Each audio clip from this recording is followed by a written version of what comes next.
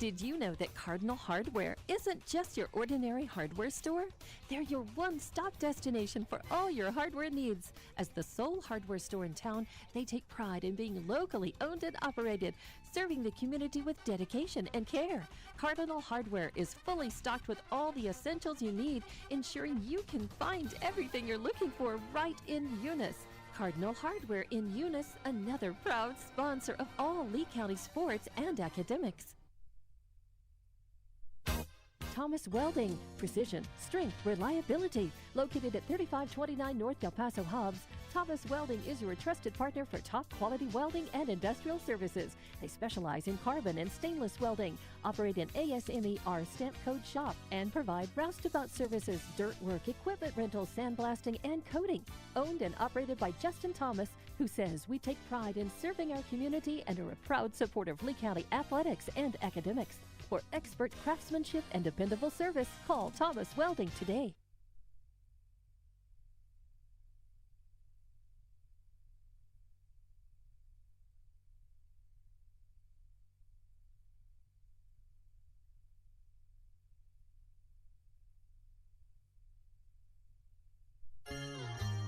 Around here, we work hard on the field, in the classroom, and in life. And companies like Parker Energy, they're in our corner. Since 2006, they've delivered expert transport, pump truck, back truck, and disposal services. But more than that, they've supported us, our schools, our sports, our future. Thanks, Parker Energy, for showing up and believing in what we can do.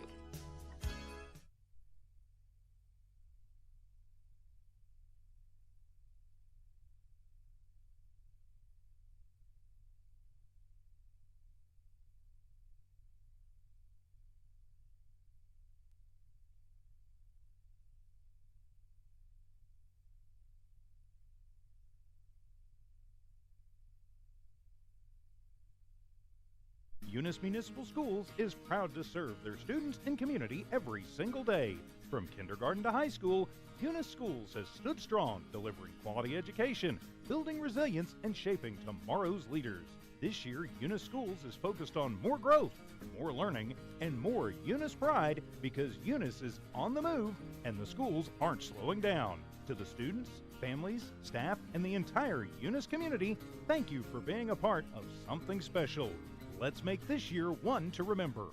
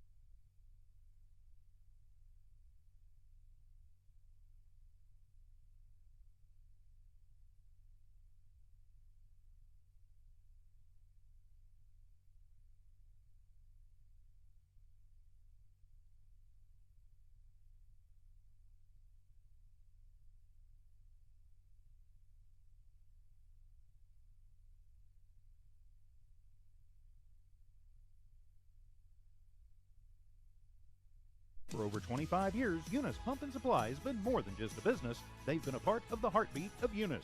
From the oil fields to the classrooms, Eunice Pump and Supply is all in, backing the athletes, cheering on scholars, and investing in the future of Lee County. Eunice Pump and Supply takes pride in their hardworking team, their dedication to excellence, and most of all, the youth. Visit Eunice Pump and Supply, 1310 Avenue O in Eunice, and now proudly serving Lovington at 321 North Main. Your hometown partner and a proud supporter of Lee County athletics and academics. Eunice Pump and Supply, local, loyal, and proud to serve. Outlaw Grill, the perfect spot for family dinners and date nights. Craving something extraordinary? Outlaw Grill serves up delicious fire-grilled steaks, fresh seafood, and authentic Italian pasta, flavors you won't find anywhere else. Dine in or call ahead for a quick and easy gourmet meal in Hobbs, 575-392-2012, or the Eunice location, 575-942-2466. Proudly supporting Lee County athletics and academics, Outlaw Grill is your go-to for great food and community spirit. Come taste the difference at Outlaw Grill today. This message is fired up and fueled by Redbird LP Gas Company. Bart Parker, class of '71, and proud state champ in both basketball and baseball, and the whole awesome crew at Redbird are cheering loud for the Eunice Cardinals. Whether it's academics or athletics, Redbird knows you're giving it your all, and Redbird sees your determination. Balancing books and the ball field isn't easy, but you're doing it with heart, hustle, and pride. Redbird is proud of you, Cardinals. Keep soaring. From Bart Parker and the Redbird crew, behind you all the way. Go Redbirds! For over 25 years, Eunice Pump and Supply has been more than just a business. They've been a part of the heartbeat of Eunice. From the oil fields to the classrooms, Eunice Pump and Supply is all in backing the athletes, cheering on scholars, and investing in the future of Lee County. Eunice Pump and Supply takes pride in their hard-working team, their dedication to excellence, and most of all, the youth.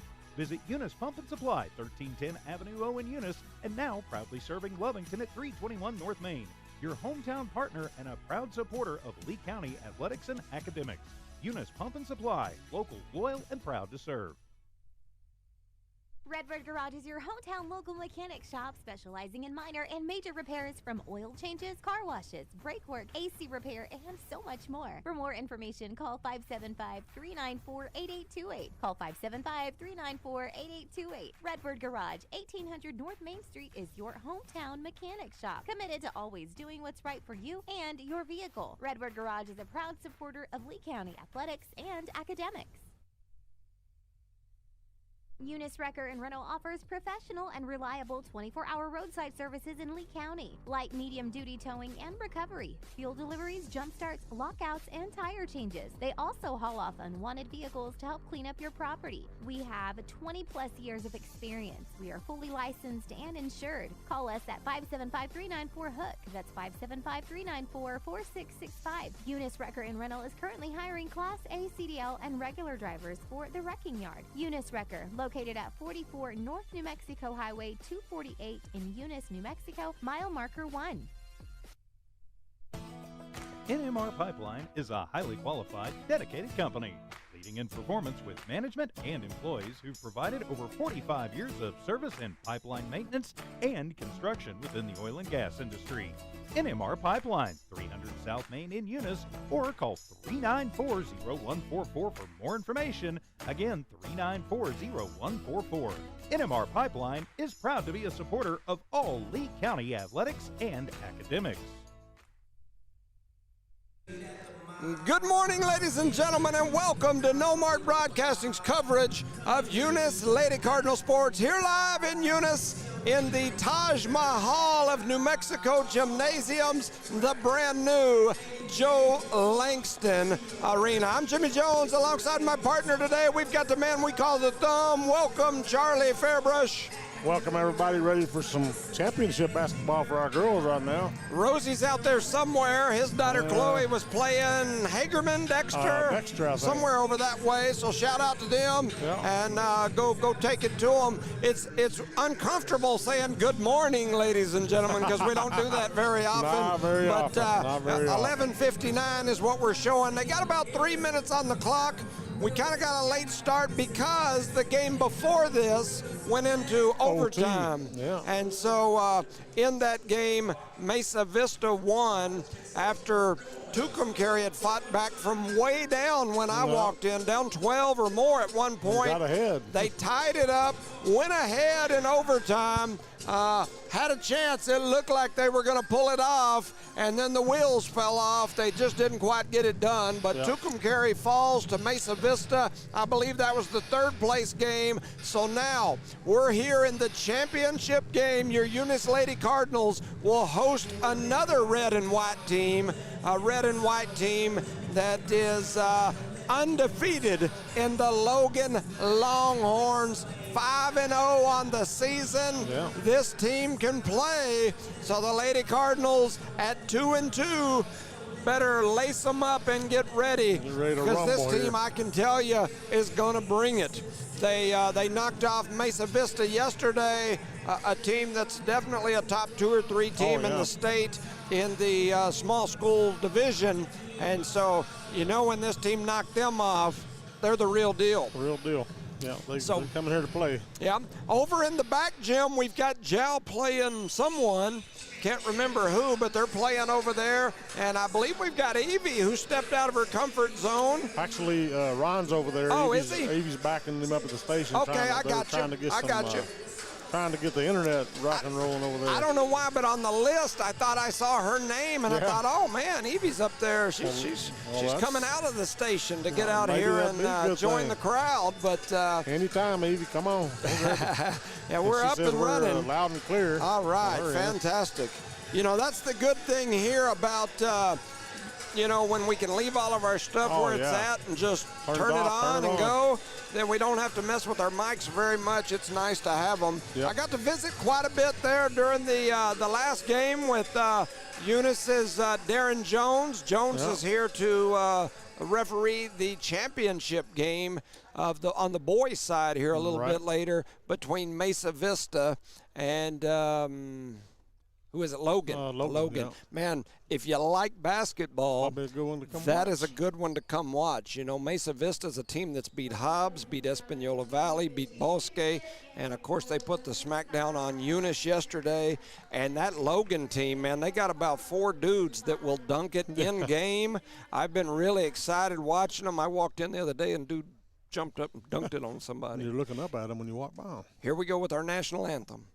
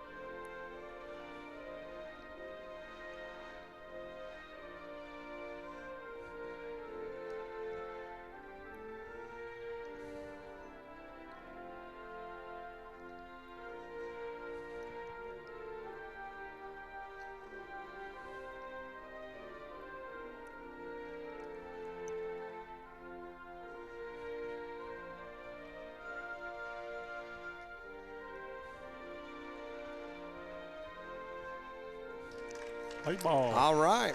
So anyway, talking about that boys championship game that's coming up later, man, I'm telling you, that Logan team is they're fun to watch. It's not very often that you come into a Eunice gym and see somebody jump up and not dunk in pregame or maybe a one-hander on a run-out. I watched one of their kids go up 2 hands with a guy trying to block him, and he went up over the top of him and dunked on him. I mean, it was a better dunk than I've seen in some college games here lately. It was a good one, and I was like, oh, man, that's different level stuff there.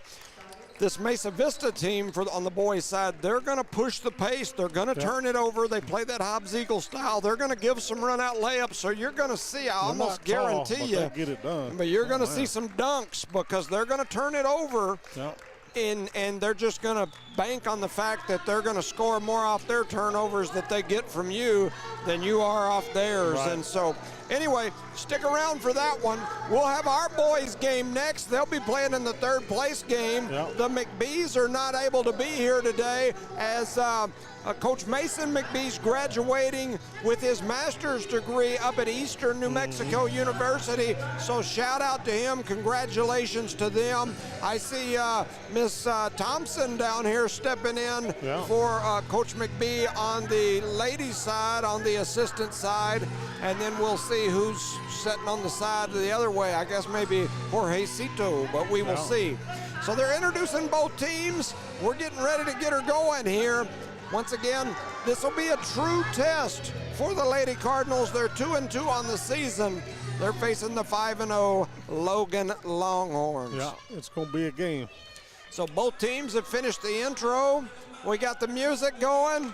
I'm shouting out to Miss Kyla, Miss Xan doing the announcing there, introducing the teams.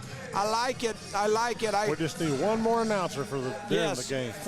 We do need somebody to say, Peyton Williams for 3. Yeah. And just little things like that during the game, just like they do at the pit when you're up there. We're going to get there. It's baby steps. I think so. I think we're headed the right direction. So shout out to the schools and all the folks involved in that. And I will tell you this, for the first time in probably a couple of years, I got a message this morning about game changes and updates, and I am thankful. Thank you for that. So here we go. Logan going to win the tip. Desta Rose, she's the captain of this team. She took it down the floor. They throw up a shot, a rebound, and a putback. And then now the Cardinals are going to have a rebound there with Autumn Davis. So Autumn Davis grabs her first board, and here comes Peyton Williams and the Lady Cards. Just looking out here, it looks like Logan's going to jump into some man-to-man defense. Kind of a sagged off. Well, I was going to say it was sagged off, and then they jumped out of there. So just trying to help in the passing lane. There goes Williams through the middle. She throws up a shot, and I thought it was going to go in for the and one, and it rattles out. Williams will head to the line. Bounce in and out. Yes, it did. She'll get a transfer too.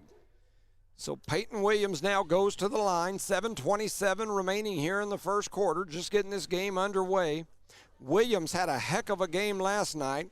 27 points to go with 14 or 15 rebounds. I mean, she had a heck of a double-double, and she makes the first one. And we take the lead. The Cardinals with the lead here early in this ball game. And now she shoots her second. It's no good. Battle for the rebound comes into the hands of Logan, and here they come pushing the ball up the floor.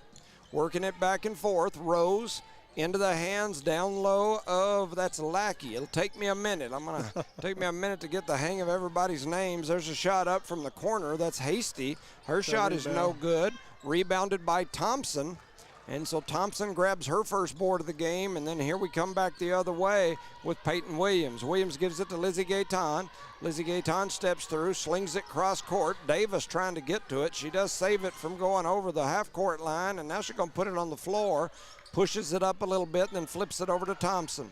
Thompson looked down low, under a lot of pressure. She had it poked away, and here comes Rose on the run out. Desta Rose going to go up after the steal, and she's going to lay it up and get fouled, so that'll send her to the line. Now we kind of paused or hesitated real quick for a minute. Yep. And she hit it, knocked it out. Yep, I concur. So the Lady Cards here with the foul, and that'll send Desta Rose, young lady number 15, once again a captain. She's the only one on the team that I had stars beside her name, so I'm assuming that means something in my talk. Done something right. That's right, as she stars that first free throw and knocks it down. Stepping back in there, ready to go. Here's her next shot. It is up, and it is good. So Desta Rose hits 2 free throws, and here comes Logan in the full court pressure. They're going to try to trap on the sides. They flip it ahead to Davis. Davis back to Thompson. That was really nice. Yep. But then we throw it away. There was a deflected ball. Went off Ray at one point, but they're going to say last touch by Logan. I thought we got a good break there. Lizzie Gayton to throw it in. Throws it in up top to Thompson. Thompson looking for somebody. Gets through the pick. Hands off to Williams. Williams going to come off the paint. Hands off to Gayton. Gayton going to step back behind the three-point line, and she throws up a 3, and they're going to say it's only a 2. Lizzie Gayton for 2, and the Cardinals now lead 3-2. Rose with it over in the corner. She's going to attack the baseline. Little jump stop. Tried to flip it over the top. It gets deflected away.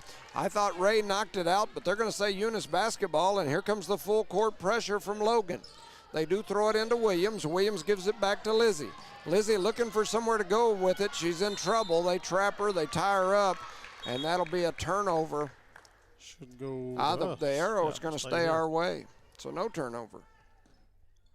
5:50 to go here in the first. Eunice leads Logan 3-2. The inaugural Cardinal Classic or Winter Classic. The Eunice Lady Cards in the championship game with a chance to upset the 5-0 Logan Longhorns here.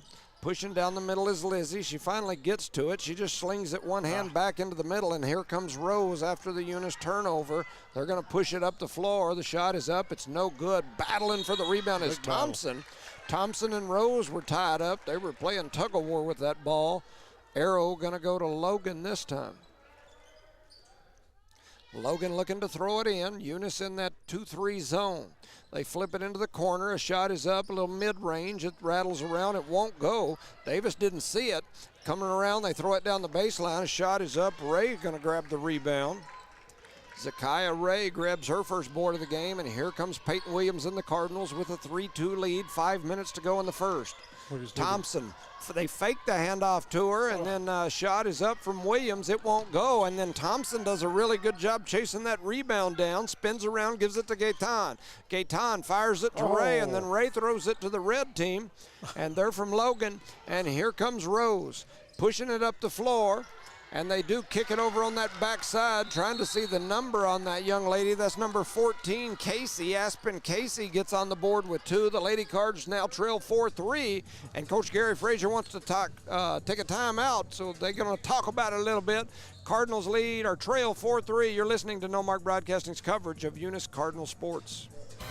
Did you know that Cardinal Hardware isn't just your ordinary hardware store?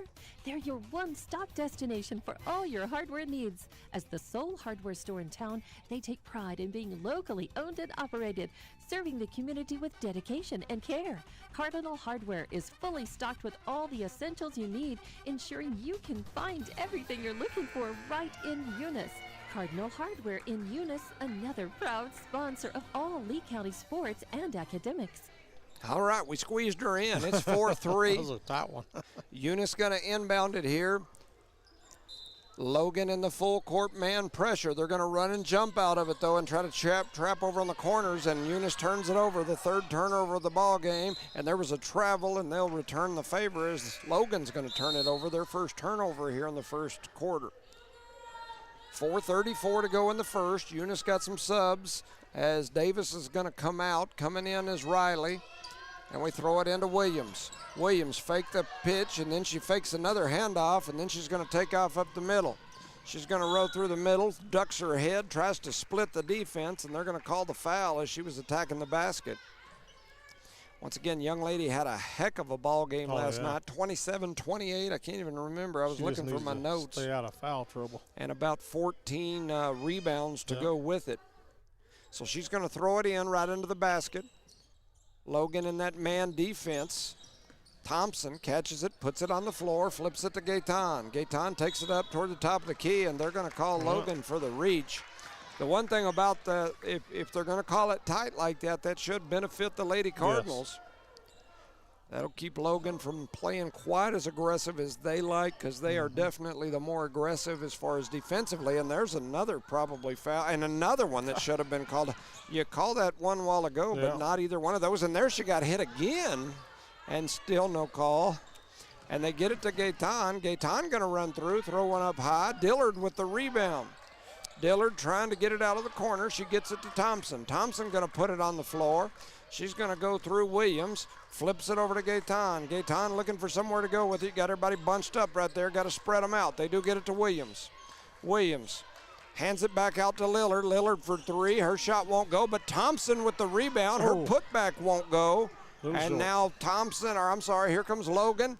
And now you've got Rose with it. She's going to split the defense, double clutches, takes the contact, lays it off the glass and in. Destra Rose now with 4 points, and she'll go to the line. 3:34 to go here in the first quarter. Logan leads 6-3. Destra Rose heads to the line. Now they've already given the ball over to the free throw shooter, and one official had his back to the free throw line, and he was inviting people in for subs. Just come on, anyway, they get it all worked out. Multiple subs came in, and Rose is going to sink that one too. That young lady's a ball player. You can tell it. That's why there was a star there, huh? That's right.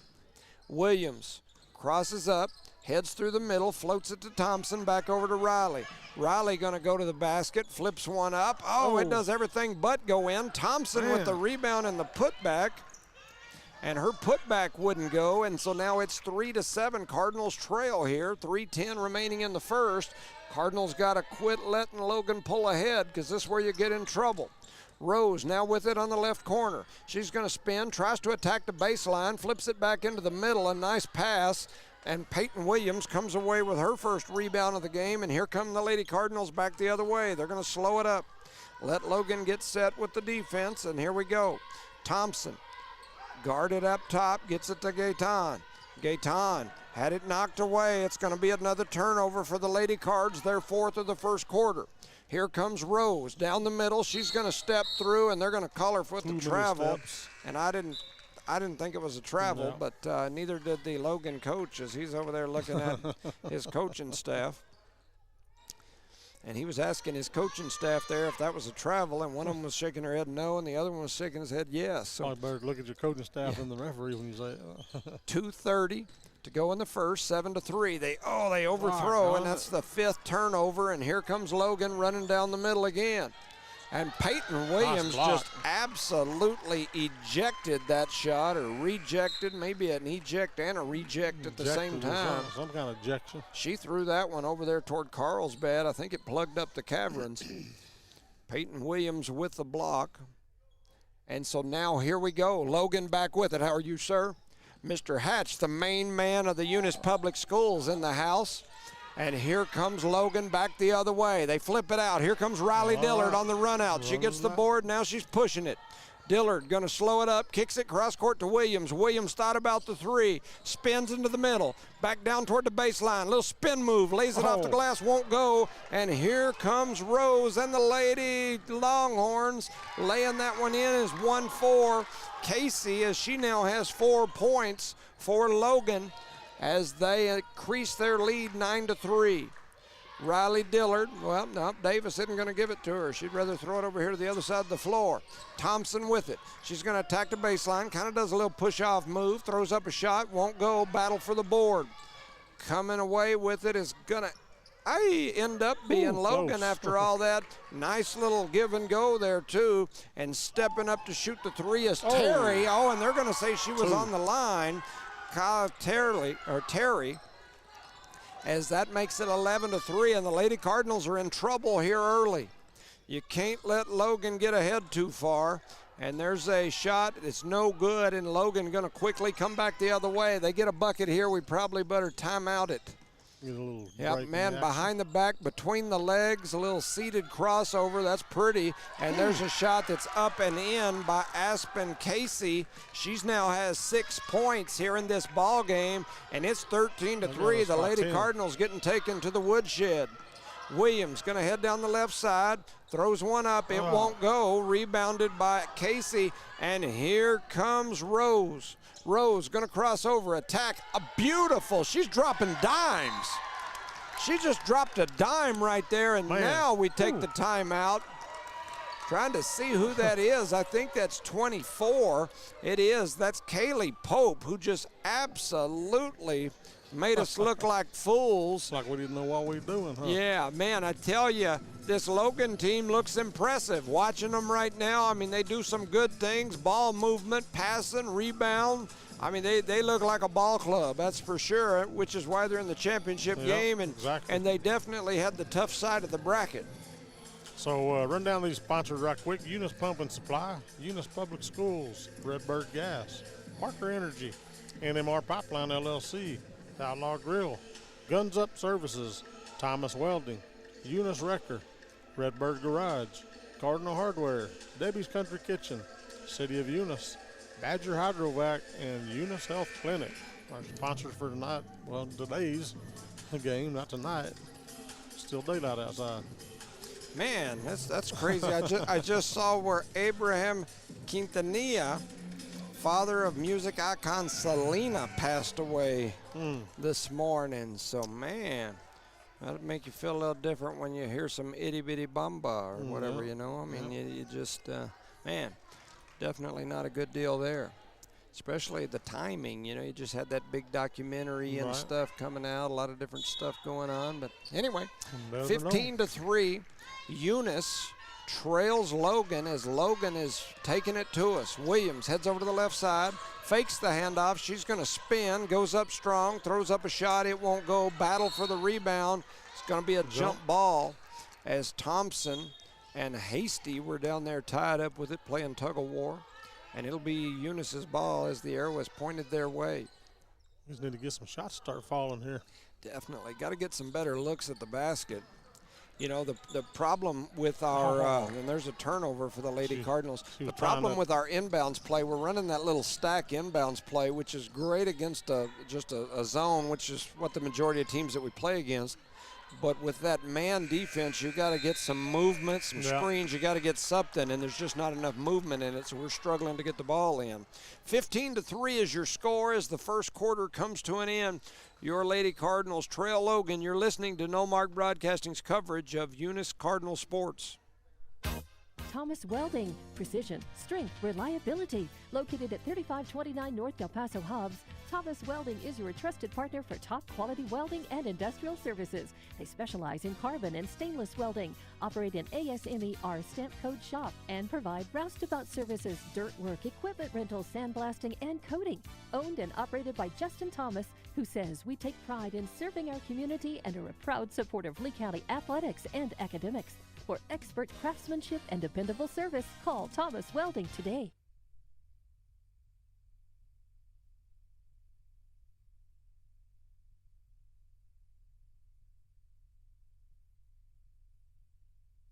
Welcome back, ladies and gentlemen, to No Mark Broadcasting's coverage of Eunice Lady Cardinal Sports here live in Eunice in the brand new, amazing Joe Langston Arena, the Taj Mahal of gyms. It's a beauty. I've been in a lot of gyms, a lot of gyms. This, to me, is the nicest, for sure, high school gym that I've ever walked into in New Mexico. There are some cool ones. There's some historic ones. Tasker Arena, an amazing place.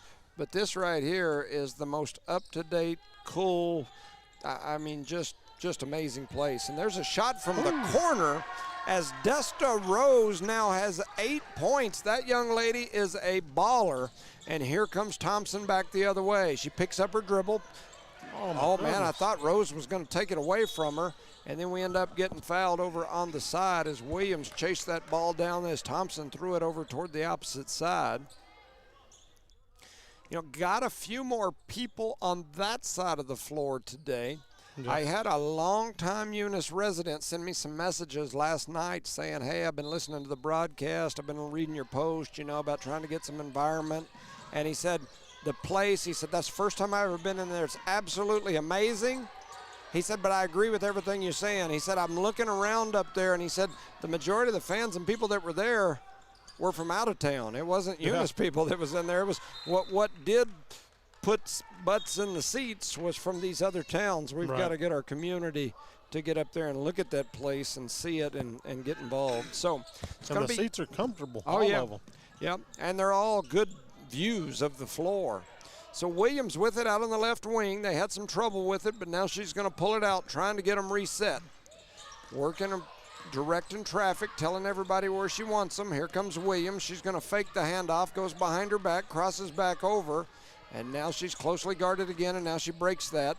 Faked the three-point shot, or started to shoot it, almost loses it, does lose it. Now she's going to slide out of bounds, and it's be turnover number 7 for the Lady Cardinals. It's 18-3. 7:08 remaining here in the first half. 18-3 is your score. Logan with the basketball, and that is Rose. Desta Rose, a baller. She's got 8 points here so far. She steps over to the left wing. She's going to pull for 3, and she sinks another. Splash for her as that young lady has 11 points. In the first half. And she is doing work here, and we're just a minute and a few seconds into the second quarter. Pushing through the middle is Williams, trying to get to the rack. They're going to call the foul on Logan. They call that on number 34. That's her second. And that is Lackey. And so coming in is multiple subs. I see 11, that's Merrill. 14, that is Casey. And I think that other one was 33, maybe Elliott. So Eunice to inbound it. They throw it down to Williams. Williams with it on the free throw line, extended out here to the right side on the wing. Covering her like a. Yes, she is. And Williams going to throw it off her foot. I tell you what, Rose is a defensive blanket Yeah. She moves her feet well. She's doing a really good job out there. She's one of those going to be tough to deal with. As Lillard flips it to Williams. Williams going to run through the paint, throws up a little underhand shot, trying to get it in, won't go. And here comes Rose on the run out, and she is dropping dimes. Testa Rose is a machine. I was trying to see who they gave that bucket to. They gave it to number 21. That's Hasty, her first bucket of the ball game. So Thompson with it out on the left wing. Kicks it up top to Lillard. Lillard near the top of the key. Puts it on the floor. Dribbles with the right hand. Switches to the left. Heads to the left side. Tries to throw it down low to Gaetan. Gaetan with it. She goes up strong. Flips one up off the glass. They're going to say she got fouled on the shot. So that'll send Gaetan to the free throw line. That'll be on 33, her first foul. Lizzie Gaetan, a senior. She steps up there ready, left-hander. First shot is up. It's off the back of the rim and no good. Gaetan misses the first. That's her first free throw of the ball game. She did make a bucket earlier in the first quarter. She's got 2 points here, 5:51 to go in the second. 23-3 is your score. The second shot is up. It rattles off the front of the rim. It won't go. She misses them both, and here comes Rose and the Longhorns. Into the hands on this side for Merrill. Merrill's three is up. It's no good. Merrill, one of them. And that comes off the side of the rim, goes out of bounds. It's going to be Eunice Lady Cardinal basketball. Williams flips it into Thompson. Thompson really closely guarded. She's having heck with it. And now she's going to pick it up. We're going to have to either call a timeout or chunk it. We chunk it. And we call a timeout and we chunk it. Oh. We'll do a little both. So we got a late timeout, but we got one. So we got a timeout on the floor. He's signaling for a 30. Okay. Keep it right here. Yep, so they do keep it here. And so, just a recap of what we talked about earlier today. We will have some very important basketball games happening a little bit later here today. Of course, next we will have your Eunice Cardinal boys team in the third place game. And, should be another good one. They are facing the Santa Rosa Lions, a matchup of the quarterfinals in football. Eunice and Santa Rosa have kind of had a long time, years, kind of a rivalry, I guess you would say. I would, not like a Eunice Jowl rivalry or a Texaco Santa Rosa rivalry, but just kind of that little rivalry between the two towns for many years. 23-3 is your score. Coming out of the timeout, it's going to be Eunice basketball. Lizzie Gaetan to throw it in, right underneath the Logan basket. Logan, they're going to send that trap right at him. Thompson with some pressure has it knocked out of bounds, and now we have it on the sideline. Well, that pressure. I'm telling you. On these girls. Yep. We do get it into Gaetan. Here comes the pressure onto Gaetan as everybody else is going to back up, but they're going to pressure her out there way up top over into the left corner, and then finally they call the foul out there. They call that foul on 21. That is Reese Hasty, her second foul here today. Coming in for her is number 3, Joyce Jones Salvador. If her last name is Jones, you got to like her. I mean, anybody with the last name Jones has got to be all right. So she's all right in my book for sure. 5:13 to go here in the second, 23-3. Dillard with it. She's closely guarded by Jones. Jones is all up there on her. And I say Jones, it says Jones Salvador here. And then almost taken away. Williams comes back with it.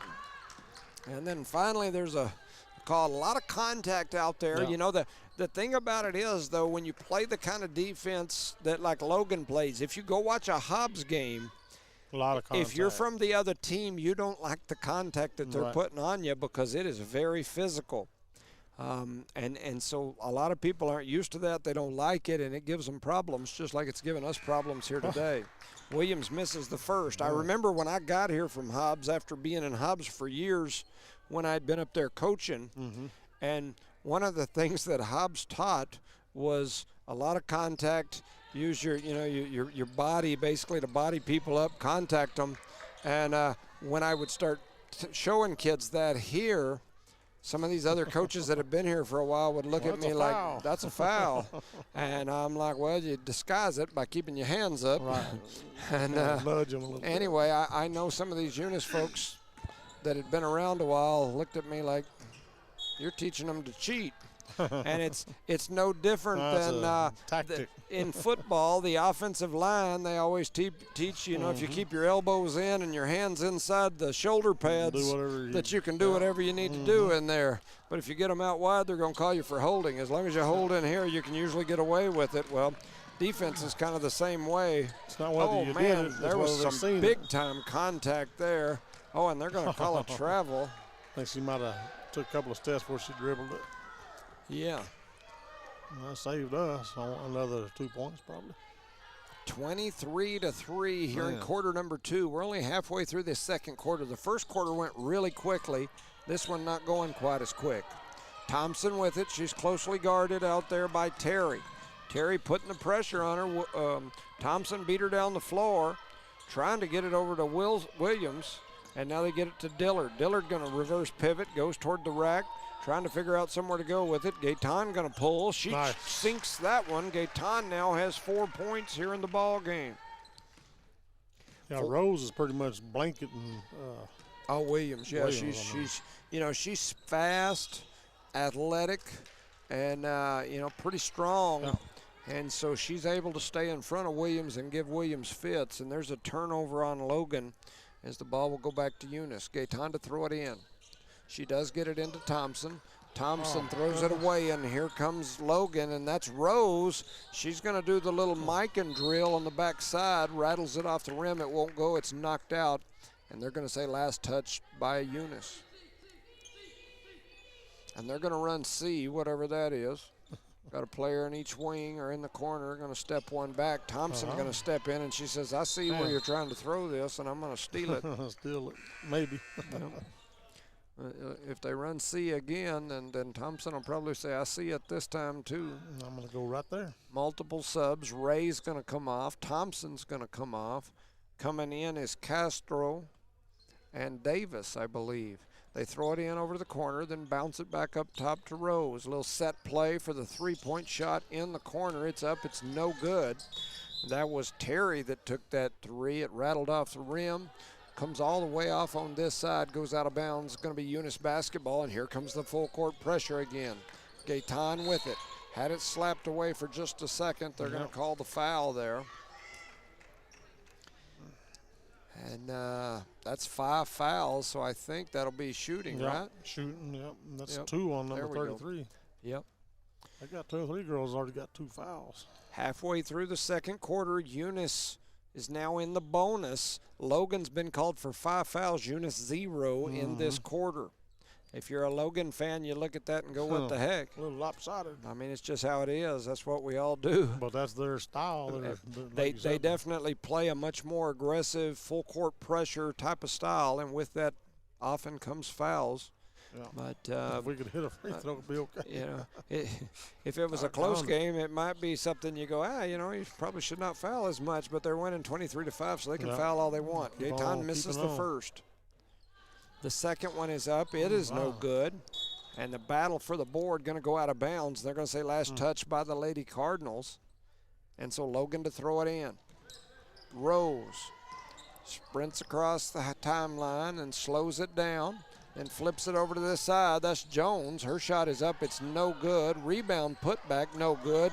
Davis going to reach up and snatch it away. Then they take it back from her. Williams trying to get to it. Williams comes away with it. Trips over a player. Most of the people in the bleachers wanted a travel call there. They didn't get it. There's some mad Logan folks in the stands. Williams going to cross over, comes off the pick, trying to get to the rack, goes up strong, and her shot is no good. They call a foul. Oh, man, they call a charge. Wow. They did. They called an offensive foul. Numerous subs coming in as it looks like an almost completely. It is 5 girls come off, 5 girls come on.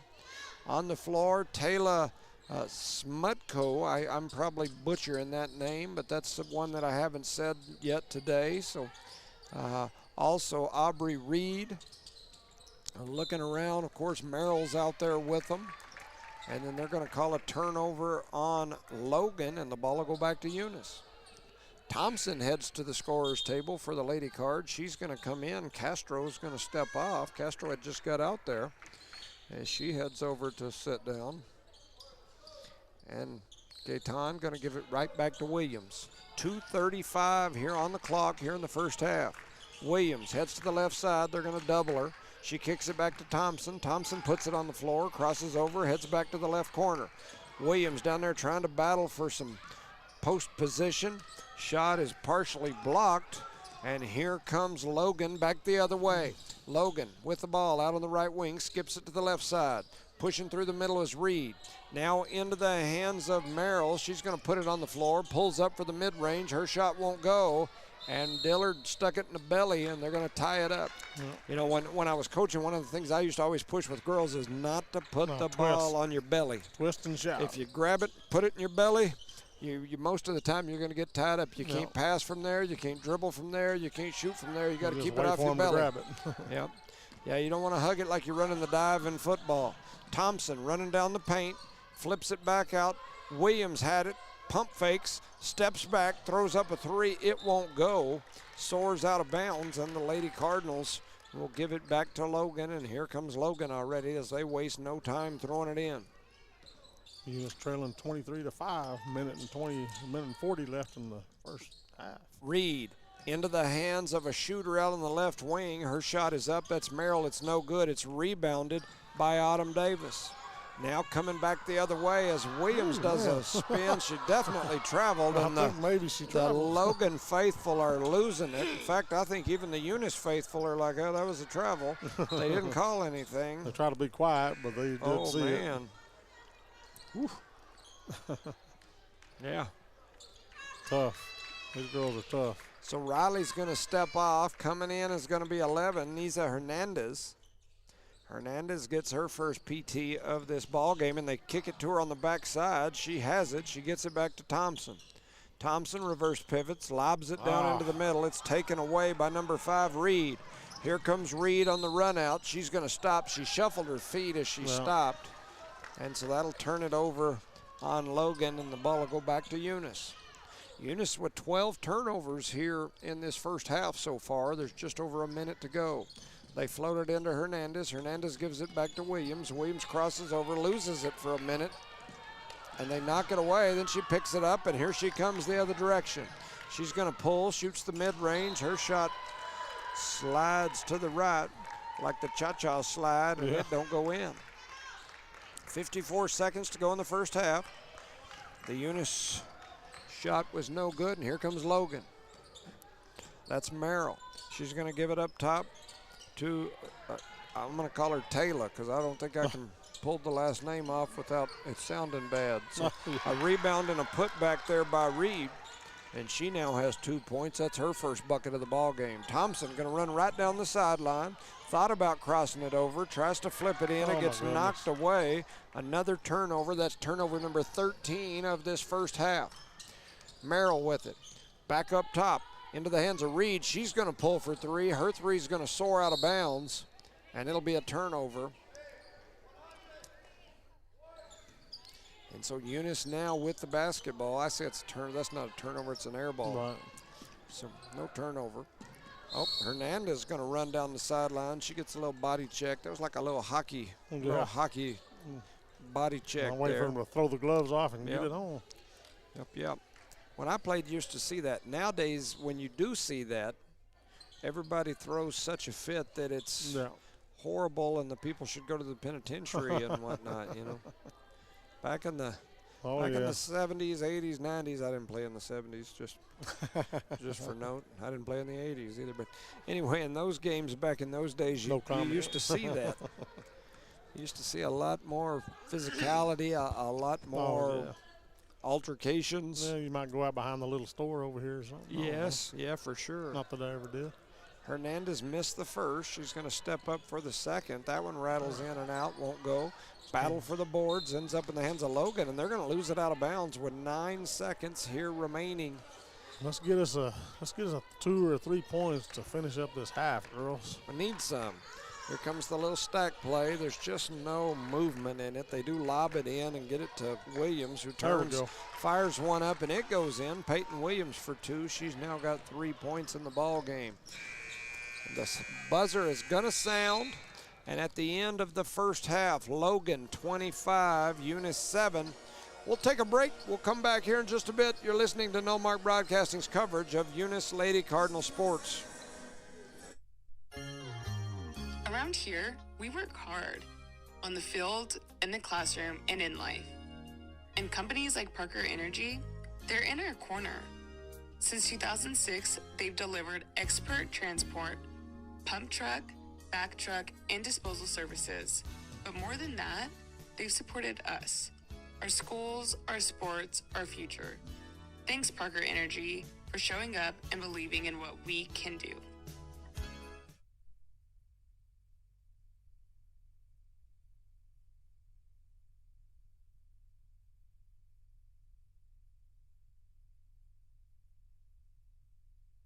Outlaw Grill, the perfect spot for family dinners and date nights. Craving something extraordinary? Outlaw Grill serves up delicious fire-grilled steaks, fresh seafood, and authentic Italian pasta, flavors you won't find anywhere else. Dine in or call ahead for a quick and easy gourmet meal in Hobbs, 575-392-2012, or the Eunice location, 575-942-2466. Proudly supporting Lee County athletics and academics, Outlaw Grill is your go-to for great food and community spirit. Come taste the difference at Outlaw Grill today. Eunice Municipal Schools is proud to serve their students and community every single day. From kindergarten to high school, Eunice Schools has stood strong, delivering quality education, building resilience, and shaping tomorrow's leaders. This year, Eunice Schools is focused on more growth, more learning, and more Eunice pride, because Eunice is on the move and the schools aren't slowing down. To the students, families, staff, and the entire Eunice community, thank you for being a part of something special. Let's make this year one to remember. Guns Up Services is a proud supporter of the Eunice community and the Eunice Cardinals. Guns Up Services has been in business almost 15 years and is family owned and operated. Located at 2105 Avenue O in Eunice, Guns Up is your trusted vacuum truck, winch truck, frac tank, rental equipment, and dirt work provider. Guns Up Services in Eunice wants to cheer on the Eunice Cardinals and wish them luck this sports season. Guns Up Services, another proud supporter of all Lee County athletics.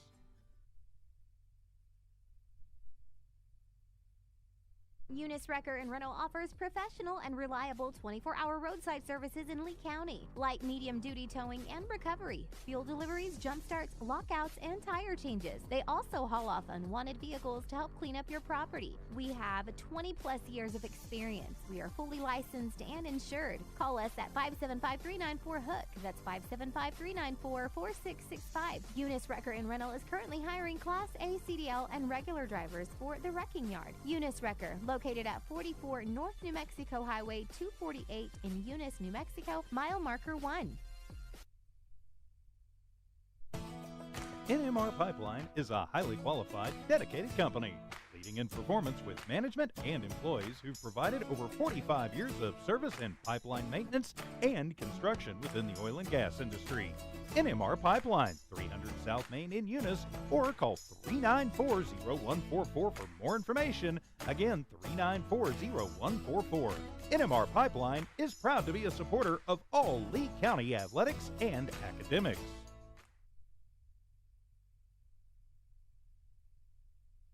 Redbird Garage is your hometown local mechanic shop specializing in minor and major repairs, from oil changes, car washes, brake work, AC repair, and so much more. For more information, call 575-394-8828. Call 575-394-8828. Redbird Garage, 1800 North Main Street is your hometown mechanic shop, committed to always doing what's right for you and your vehicle. Redbird Garage is a proud supporter of Lee County athletics and academics.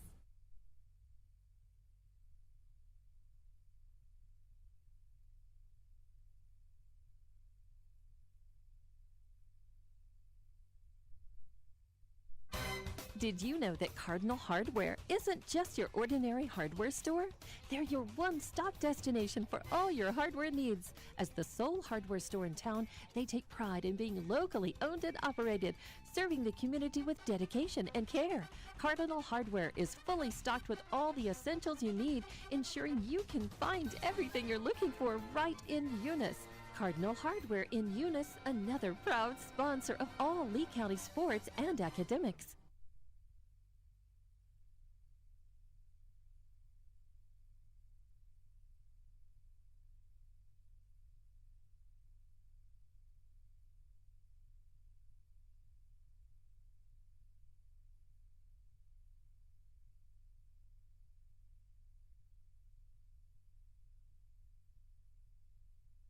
For over 25 years, Eunice Pump and Supply has been more than just a business. They've been a part of the heartbeat of Eunice. From the oil fields to the classrooms, Eunice Pump and Supply is all in backing the athletes, cheering on scholars, and investing in the future of Lee County. Eunice Pump and Supply takes pride in their hard-working team, their dedication to excellence, and most of all, the youth. Visit Eunice Pump and Supply, 1310 Avenue O in Eunice, and now proudly serving Lovington at 321 North Main. Your hometown partner and a proud supporter of Lee County athletics and academics. Eunice Pump and Supply, local, loyal, and proud to serve.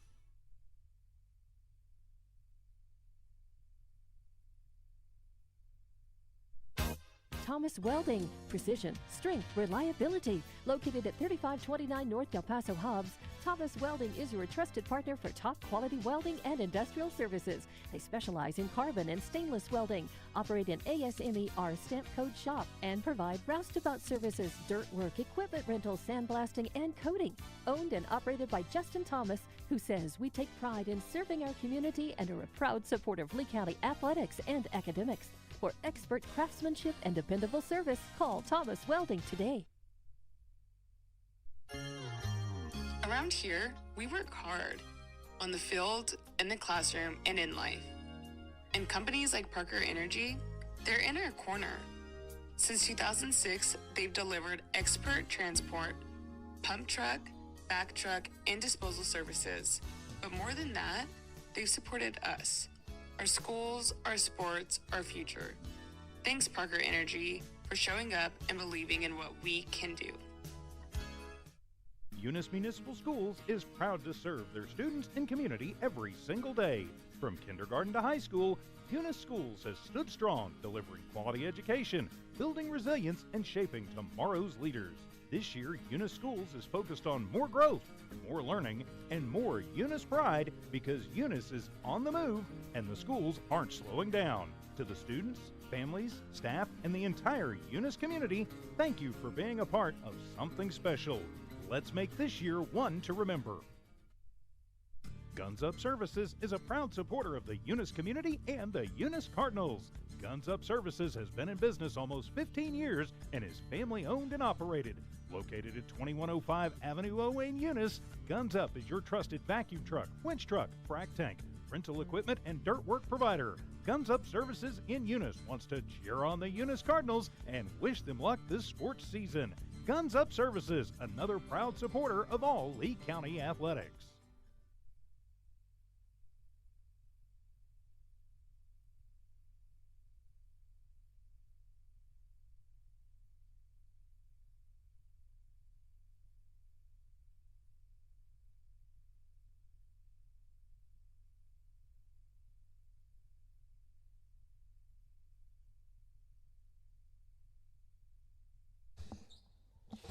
Welcome back, ladies and gentlemen, to No Mark Broadcasting's coverage of Eunice Lady Cardinal sports here live in Eunice as the Lady Cardinals trail Logan 25-7, and we're getting ready here to throw it in for the second half. And here we go. And that young lady right there is a ball player. Desta Rose scored 11 points, most of them in the first quarter. Didn't play a whole lot that second quarter. A shot was up, it was no good. A rebound and a putback. They give it to 2-4. That's Pope. She lays it off the glass. They're going to give a delay of game warning as the ball came through the net.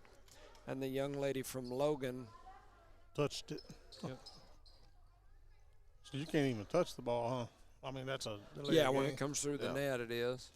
I can't tell what happened here. Miss Hobbs stopped the game there as She was pointing at the scoreboard, and the official came over, talked to her a minute. Not sure what happened there. Nothing changed from what I see up on the scoreboard. 7:40 up, and we throw it away to start the half, and then there's going to be a foul on Thompson, throwing those soft passes, and she just jumped in the passing lane. That'll be her second foul of the game. You know, she's not really in foul trouble. That's the only good thing, I guess. So here's my thoughts on the defensive pressure. For the most part, it's a man-to-man run and jump pressure. If you're going to beat that, you've got to have somebody that can handle the basketball, and then you've got to spread everybody out to where there's no defender close enough to you to run and jump you. Got to spread them out, and then you just got to have somebody that can bring the ball up the floor, put the ball on the floor, bring it up. There's a lot of other options, but the reality of the matter is that's the easiest. See right here, and they're in kind of like a matchup. They're gonna jump in and out of it and trap you when you take off. But if you'll spread them, they're gonna have problems, you know, getting that closeness to be able to jump you and trap you. No, we just haven't been able to beat it yet. Yeah, I see how the halftime adjustments go. Just trying to look up there and see on those points a while ago. I think maybe that was number 11.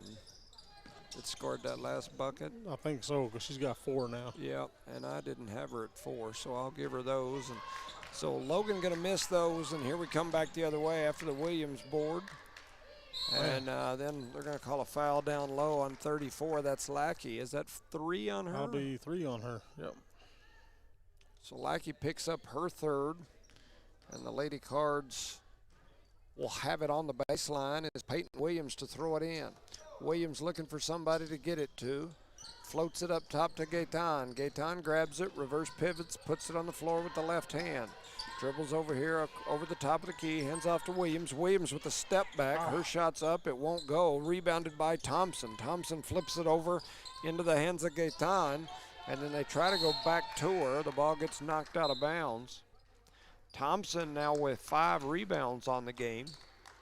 31-7 is your score. Subs coming in for Logan. Williams to throw it in. She gets Thompson. Thompson going to go down the middle. A nice move right there by Kara Thompson. As Thompson looked like a hooper right there as she ripped through, put it on the floor. A little floater in traffic. Nice shot there by Kara Thompson. They bring it all the way over into the corner. A shot is up. It's no good. Rebounded down low. That's 13 Williams. She's down there battling, and then our Williams says, let me have that. I'll take it from you. And so back the other way is Riley Dillard. Over to Thompson. Thompson, one-hand pass over to Gaetan. Gaetan puts it on the lefty on the floor to the baseline. Now she's going to kick it out to Thompson. Thompson hands off to Dillard. Dillard going to step into a 3. It rattles around, won't go. Thompson soaring up there, looking like a high jumper as she got up, went for that one. It's going to get knocked out of bounds. They're going to say last touch by the red, which is Logan. And they're not that big. They're just quick. Yeah. Man, look at Mesa Vista yesterday. Oh, yeah. Their tallest kid on their team, at least of the ones that played, was about 5'6", 5'7". They're just tough, and the Lady Cards will turn that one over. And so now it'll be back to Logan. They're going to pass this ball into Desta Rose. Young lady had 11 points in the first quarter and a couple of minutes. She's a ball player, and she's going to get a little bump foul there. And knocks to the floor, and so that'll be a foul on Dillard. For second. So Dillard picks up number 2. So throwing it in, they get it to Rose. Desta Rose. Like I said, coming into the game, I had a star by her name, and now after watching the game, I know why I had that star. They put it on the floor. A shot is up and good. That's 13, Sarah Williams, as she gets on the board. That's 2 points for that young lady. Under 5:20 to go here. Thompson going to run through the middle, throws up a shot, takes a little body contact, and she'll go to the line. Thompson doing some better things as far as basketball this year. He's starting to, you know, she's kind of been forced into a situation where she's got to get the ball in her hands. She's got to do some dribbling, and she's done a decent job. Oh, yeah. And so she steps up there. That first one goes off the back of the rim, no good. Is she a junior? Yes, sir. Okay, that's what I was thinking, junior. Yeah, she's still got another year to go. Looking out there, I think you've got 3 seniors. Williams, I think Davis is a senior, and for sure Lizzie Gaetan. That second shot, it's up and no good, and here comes Logan down the middle. Nice little kick out pass, shot is up, it's no good. It gets kicked into the middle, I mean literally kicked into the middle. A rebound, a put back, it's no good, and now Williams comes away with it. And she's a senior too, right? Yes. Yeah, we're going to hate to lose her. Yeah, for sure. Be interesting to see what comes next year as far as, for sure, ball handling. You know, that's something that you got to have. You got to have guards to be able to be remotely successful. Because you can see what happens when they just cover her up like a blanket, you know. And running down the court the other way and throwing up the 3 is Peyton Merrill. And so she now has 7 points as she buried that one. They throw it over into the corner to Davis. Davis trying to attack down the baseline, has it knocked out of her hands. It's going to go out of bounds. Castro going to come in. Castro comes in. Davis going to step off. 4:18 to go. 36-9 is your score. They throw it into Thompson. Thompson gives it to Williams, who gives it back to Thompson. Little pick. Thompson throws up a shot, won't go. Riley going to chase it down in the corner. They're going to come to Trapper, trying to kick it out of the trap to Castro, and they're going to call the body check foul there. 13, that's her third. Coming into the game is going to be Piper McEwen. McEwen heads in. She's got that, what do they call it, kinetic tape or whatever all over one of them knees. And they throw it down low to Thompson. Thompson going to rip through, gets a little physical, throws up a nice little turnaround. As Kara Thompson now has 4 points. She's got 2 buckets in the last couple of seconds. Here comes McEwen. She's going to drop it down low to Hasty. Hasty's shot is up. It's no good. Rebounded by Kara Thompson. Thompson doing work today. That's Thompson's 6th rebound. They get it to Williams. Williams going to pull for 3. Her 3 short. And who comes up with the rebound but McEwen? Dillard takes it away from her. A shot is up. It's no good. And then Williams is going to get the rebound and the putback. So Williams now has, what, 3, 5? Yeah, she's just got 5 points. She got 6 rebounds.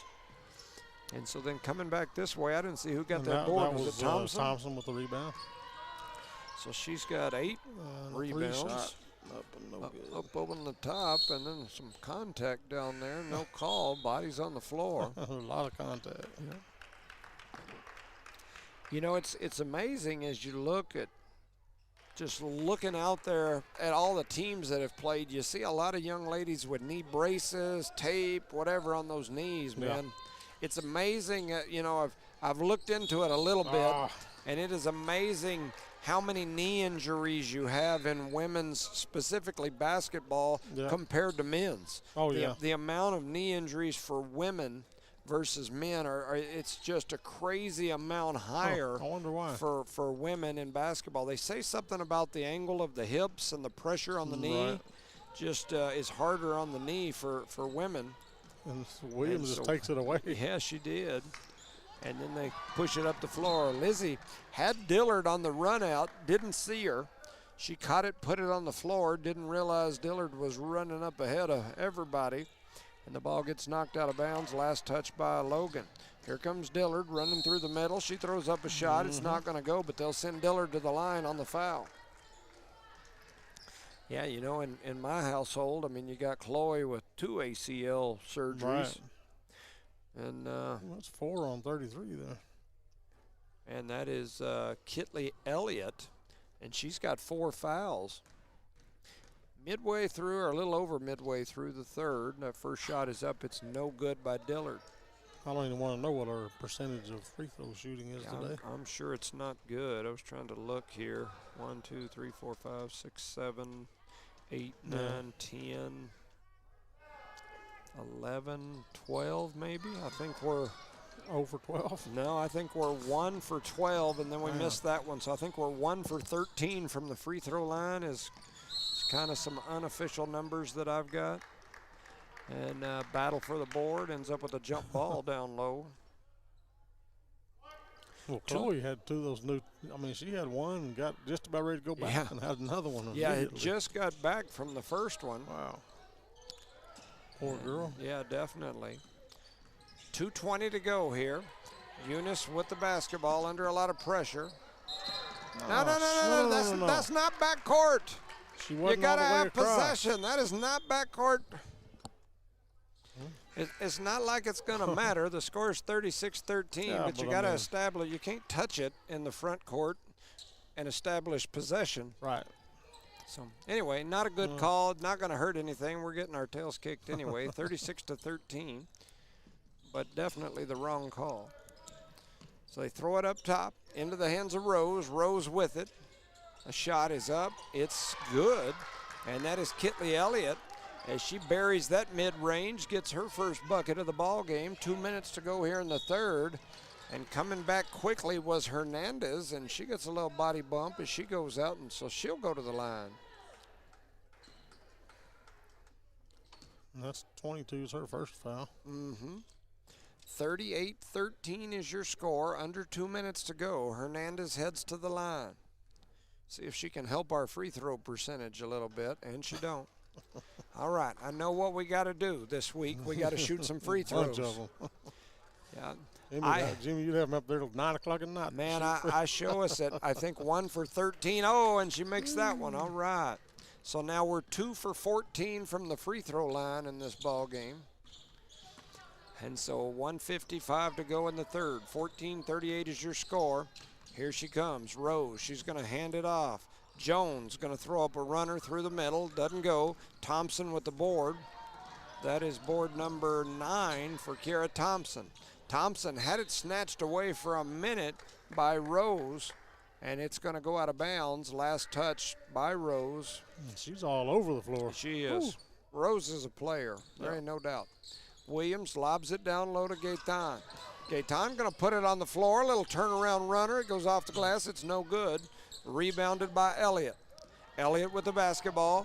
They kick it over to Joan Salvador. She's going to run up through the middle. A shot is up. It's no good. Battle for the board. Thompson going to tie him up. The arrow goes to Logan. Logan's got some basketball players. Yeah. I mean, there ain't no doubt about it. You just look at them. They just look like basketball Look like players. basketball player. The way they stand, the way they hold the basketball, the way they run onto the floor when it's their, you know, when there's a sub, it just has a different look to it. I mean, that's just the way it is. And then we're going to have a foul called down low. Down low. Little arm Dang near grab. half court. That ain't down low. My announcing is about as good as our playing. 1:15 to go in the third. Reese Hasty with her third foul. Wow. 38-14. I think Frazier's still asking about the backcourt. Yeah. Well, that's a valid ask. I mean, Yeah, he's still asking him about the backcourt call a while ago that they made. And I got the same question that he's got when I don't think they ever established. And Thompson's going to make that one. So we're getting better. Maybe I jinxed myself in talking about how bad which is a good jinx. Yeah, I'll it's a take good it one. all day. And then we missed that one. Rebound into the hands of Thompson that ended up with it, and then they throw it over to Williams. Running through, Riley Dillard going to grab a rebound. And now Thompson ends up again with it. Gaetan rips through, flips it up over the top into the hands of Hernandez. Now Williams out on the right wing, backing her down. Old man basketball. That looks like the kind of stuff we do out in my driveway. A rebound and a putback by Dillard.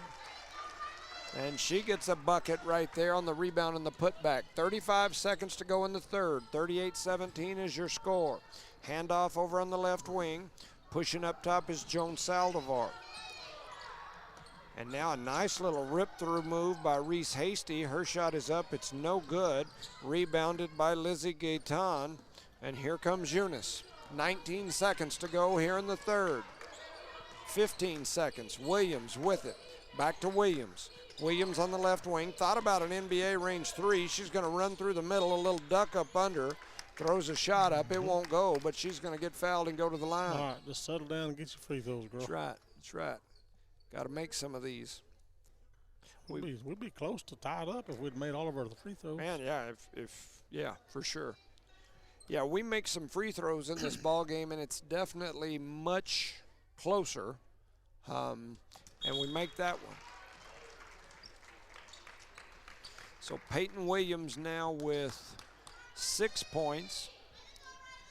She's got 1, 2, 3, 4, 5, 6, 7 boards to go with 6 points. She'll step up and she makes the next one. That's 7 points for her. 7 points, 7 rebounds. She's going to pull for deep. Her shot is up and it is no good. And at the end of 3, your score, Logan 38, Eunice 19. The Longhorns taking the Cardinals to the woodshed. We've got 1 quarter of play left. You're listening to No Mark Broadcasting's coverage of Eunice Lady Cardinal sports. Outlaw Grill, the perfect spot for family dinners and date nights. Craving something extraordinary? Outlaw Grill serves up delicious fire-grilled steaks, fresh seafood, and authentic Italian pasta, flavors you won't find anywhere else. Dine in or call ahead for a quick and easy gourmet meal in Hobbs, 575-392-2012, or the Eunice location, 575-942-2466. Proudly supporting Lee County athletics and academics, Outlaw Grill is your go-to for great food and community spirit. Come taste the difference at Outlaw Grill today.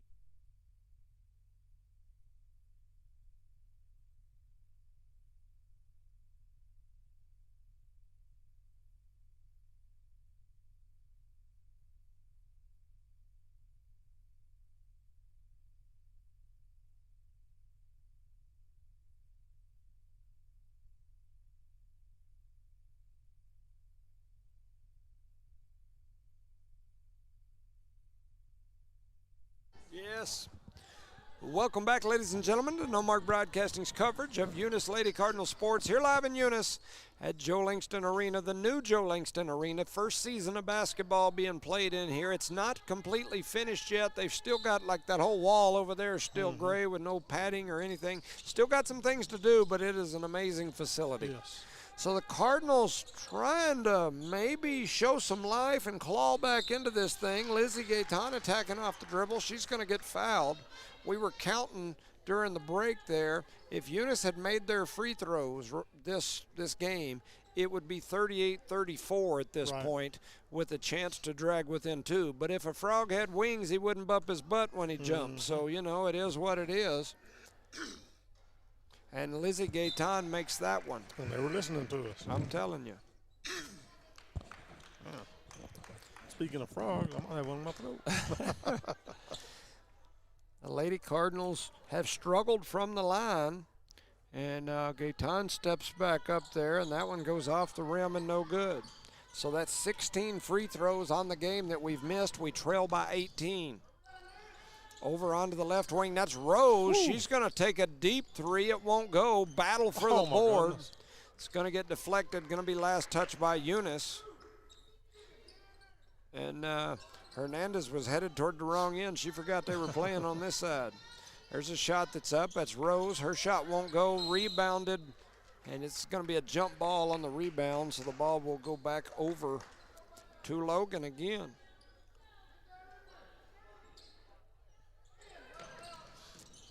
Pushing through the middle. A shot is up. It's no good. Rebounded by Gaetan. She puts it on the floor for a second and now flips it over into the hands of Williams. Here comes Williams. They trail by 18, but they did better in the third. There's a long 3 that's up. It's no good. And nothing she could do. Zamora started to jump out to save it. Then she stepped out and stood out of bounds and caught it. she started jumping and looked like, I don't want to. 7:11 on the clock. It's time for a big gulp. A rebound and then a takeaway from Thompson, and then she snaps it like a deep snapper, and it ends up in the hands out there on the side of Williams. Gaetan going to put it on the floor. She runs through the middle, throws one up. And there's a foul, but no called, and now they're going to take it away. And so here we go back the other way as Williams is going to lay it in for 2. Williams now with 9 points here to go along with 7 boards. Lady Longhorns pushing down the paint. They throw up a 2 right there at the wing. It won't go. They do get their rebound, though, and a kick out. Merrill's going to shoot one up for 3. It won't go. The rebound looked like it got deflected as Gaetan got a hand on it, dribbled it basically off the knee of a Longhorn, and the ball will go to Eunice. So Eunice to throw it in. They get it into Thompson. Thompson to Williams. Williams up front to Zamora. Zamora to Gaetan. Gaetan going to attack, and she's going to get bodied up right there down the line by Reese Hasty. That'll be her 4th. So that'll be 4 fouls on her. That's 2 of the starters now have 4 fouls for the Lady Longhorns, and several others have 3. Williams going to throw it off the back of a defender, but then she missed she tried the Jada Jones, and I've seen a young lady standing beside us do that a few times to people through the years as well. It's a valid play when it works. I guarantee you. When you finish it. So throwing it in is Logan. They get it to Rose. Desta Rose brings it across the timeline, eases up right there at half court. Closely guarded there by Riley. And now Zamora out on the ball, and Riley's going to steal that one away. She's headed down the floor trying to get to the rack, has it knocked away from behind, but a good defensive play by Riley Dillard. So Williams to inbound it underneath her own basket, trying to find somebody to give it to. They give it to Williams, or they give it to Thompson, then she gives it back to Williams, and then they're going to call a foul right there. They call that on 14, I think. Is that 3-4? 3-4. Oh, yeah. That is Lackey, and that is her 4th. So now 3 players for the Logan Longhorns with 4 fouls. Oh, no, they show that as 3. Oh, okay. Well, I thought she already had 3. They get that back to Williams. Williams steps back behind the three-point line. Her 3 is up. It's no good. Just can't seem to get those 3s to fall today. I agree. Shot a bunch of them. Here comes Rose back down the court again. Yep, Rose with it. And so trying to get them set up. Shane Williams asked me how many free throws have we missed. I think we calculated a while ago. It's 15 or 16. I think it was 16 was the last one. We'd be tied right now. And here comes Eunice after the turnover. That's Dillard.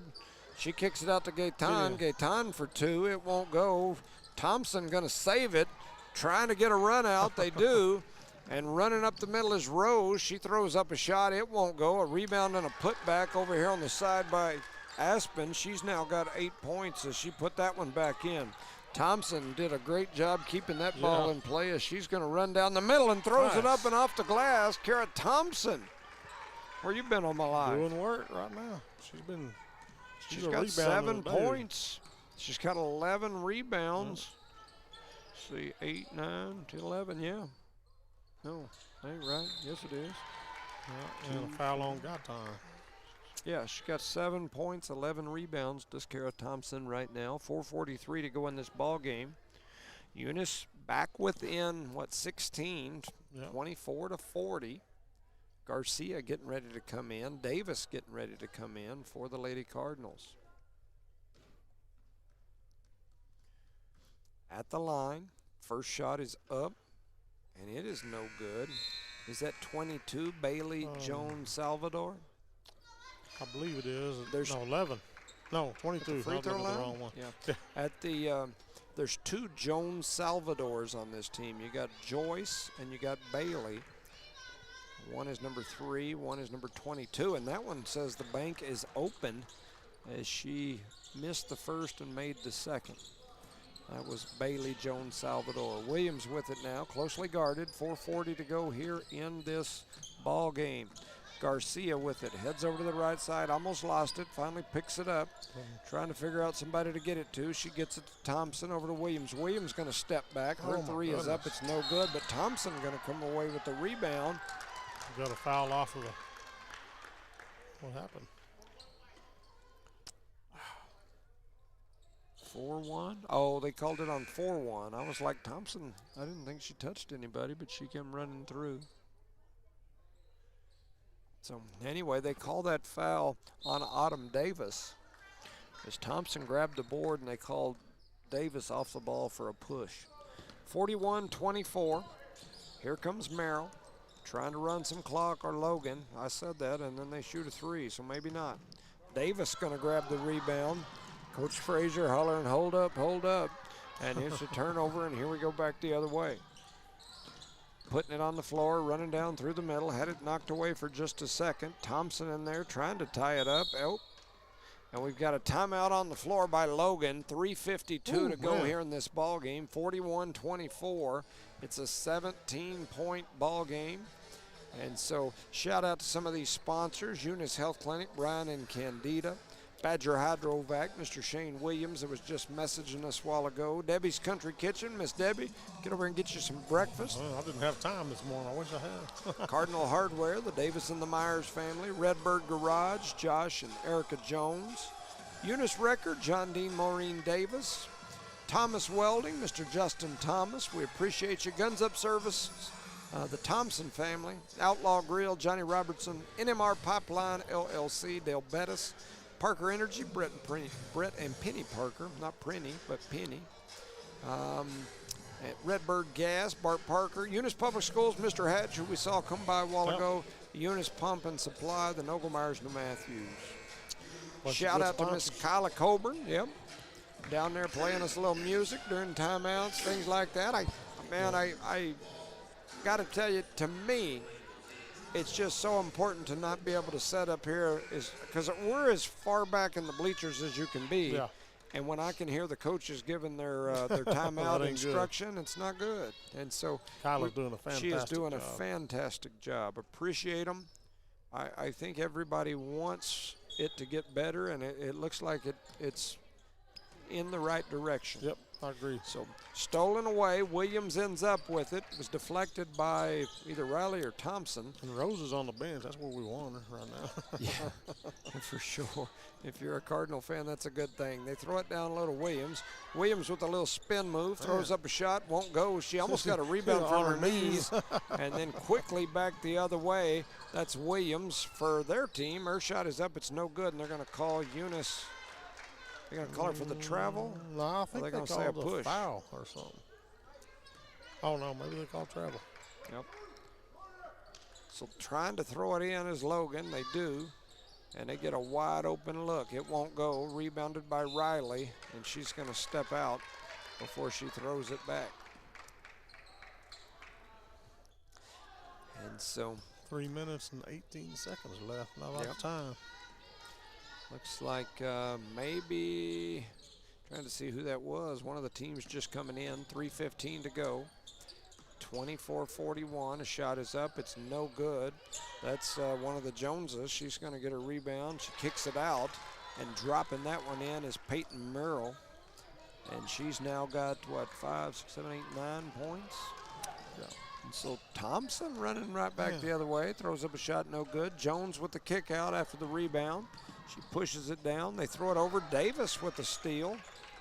Davis trying to get it to Williams, has it stolen away, and now it's going to get tied up down there as we got a Artesia Bulldog dog pile going on down there, and they're going to maybe not a timeout. Maybe they called the. I'm sorry. Maybe they didn't give it a jump ball. I guess they gave it a timeout on that dog pile with the ball down there. I'll be darned. Yep. Full timeout. Yeah, we'll keep it here. After this game, we'll probably take, well, I think the next game's supposed to start at 2. Yeah. So we're 42 minutes from game time. I would guess you'll have a little short intermission. Yeah, at least another 5 minutes or so of this one. So we'll probably have I would say we'll have at least a 20-minute, between games. I'll keep it on the boys. Now I know Big Boy told me he's going to try to do some stuff during the warm-up, so we'll try to catch him. We'll get him throwing one down. We'll get a recording of him for a technical foul. That'll be good. 43-24. If they're sitting in the locker room watching it, can they get What do they when you die and they give you an award? What's it called?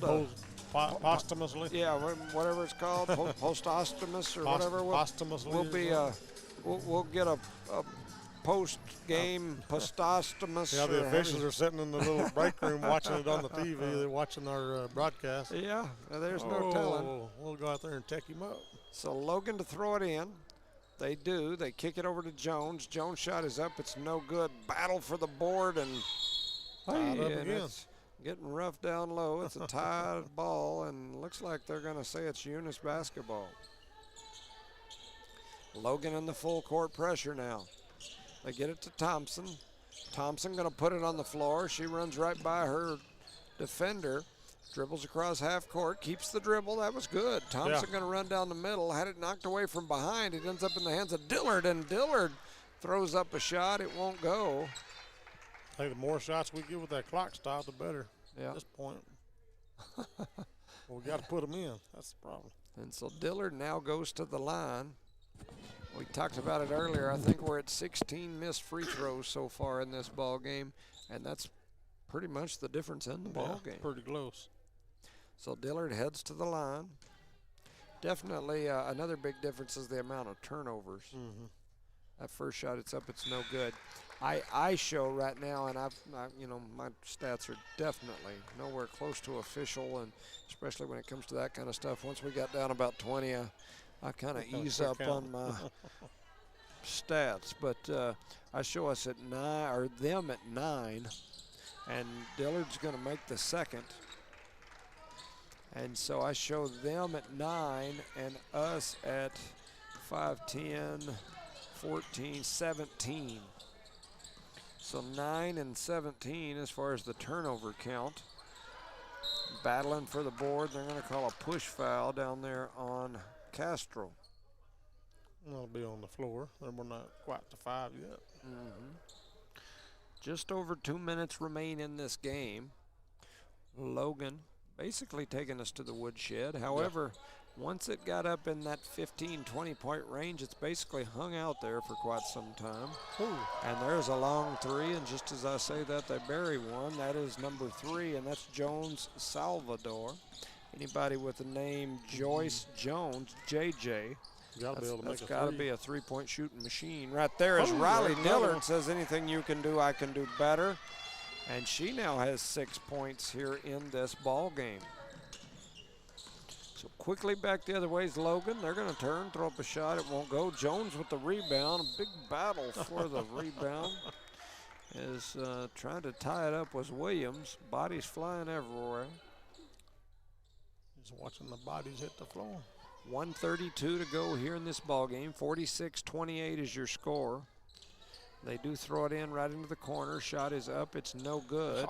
Fighting for the board. It's going to go out of bounds, and they're going to say. Oh wow! I thought we hit it. Yeah, I did too, and they called it our way, but then they got overruled, which was definitely the right. Thompson hit it. Thompson definitely hit it.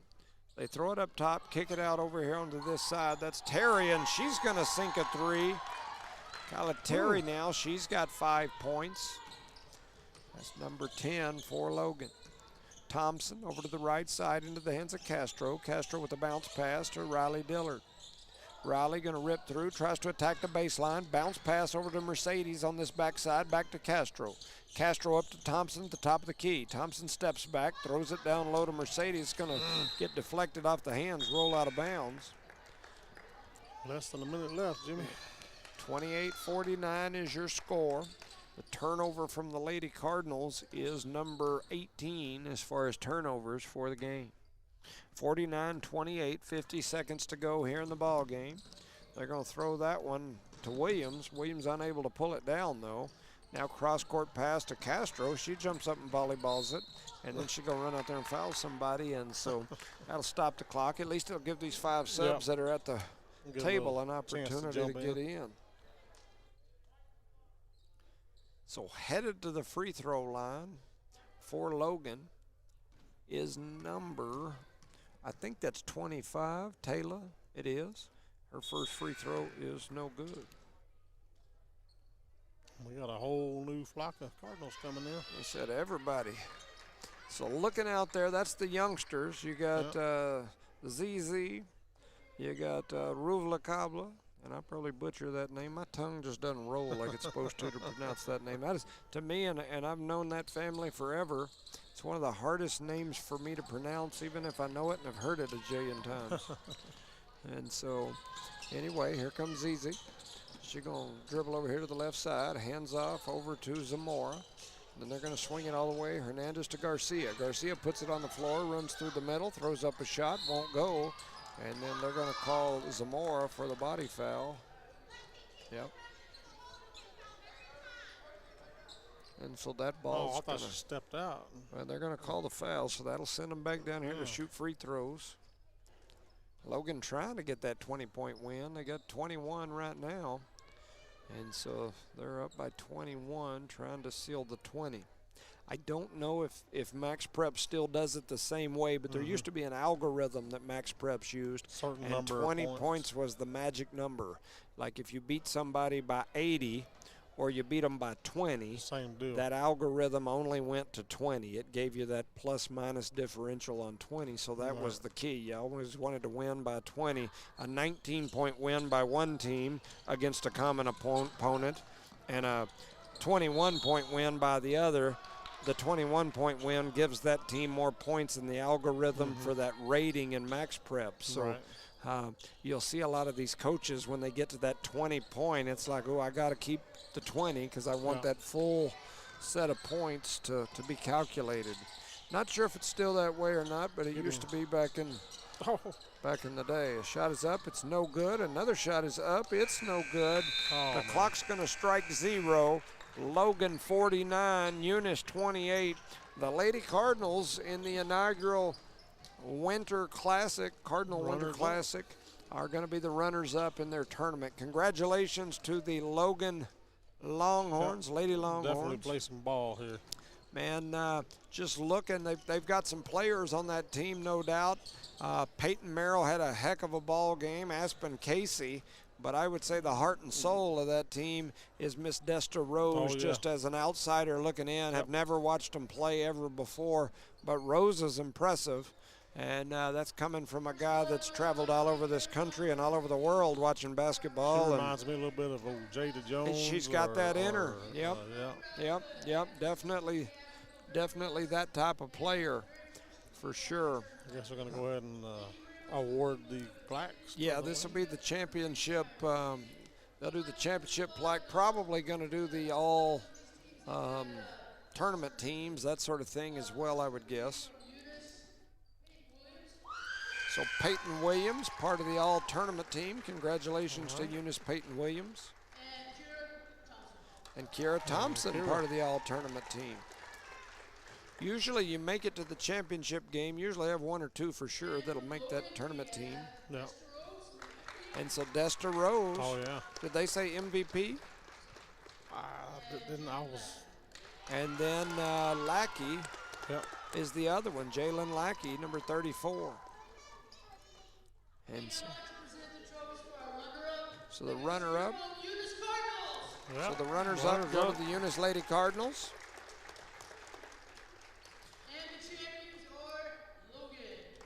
And Logan is your champ. And Rose is picking it up for Logan. Good job. Yep. So Logan wins the first ever Eunice Winter Classic basketball tournament. Now the boys teams will come out here and start to warm up. We'll have Santa Rosa. We'll have Eunice. Looks like we're about 30 minutes from game time. So we'll see what kind of time they put on the clock. If they hurry it or if they just set it for 2 o'clock. But anyway, we'll take a little break. We'll be back here in a few minutes. You're listening to No Mark Broadcasting's coverage of Eunice Lady Cardinal sports.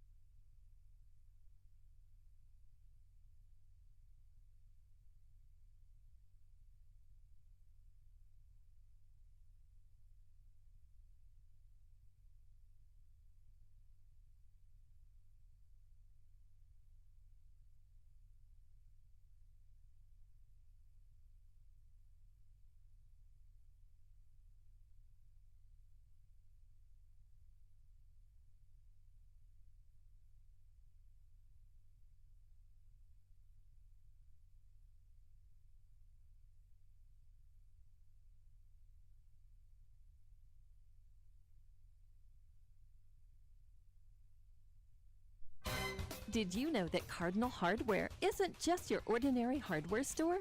They're your one-stop destination for all your hardware needs. As the sole hardware store in town, they take pride in being locally owned and operated, serving the community with dedication and care.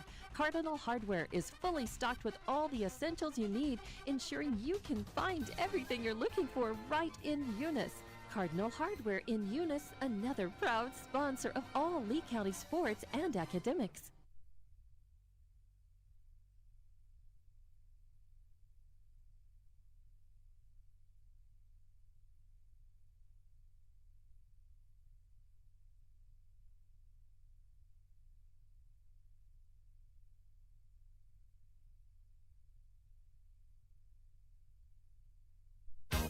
Thomas Welding, precision, strength, reliability. Located at 3529 North Del Paso Hobbs, Thomas Welding is your trusted partner for top quality welding and industrial services. They specialize in carbon and stainless welding, operate an ASMER stamp code shop, and provide roustabout services, dirt work, equipment rental, sandblasting, and coating. Owned and operated by Justin Thomas, who says we take pride in serving our community and are a proud supporter of Lee County athletics and academics. For expert craftsmanship and dependable service, call Thomas Welding today. Around here, we work hard on the field, in the classroom, and in life. And companies like Parker Energy, they're in our corner. Since 2006, they've delivered expert transport, pump truck, back truck, and disposal services. But more than that, they've supported us, our schools, our sports, our future. Thanks, Parker Energy, for showing up and believing in what we can do.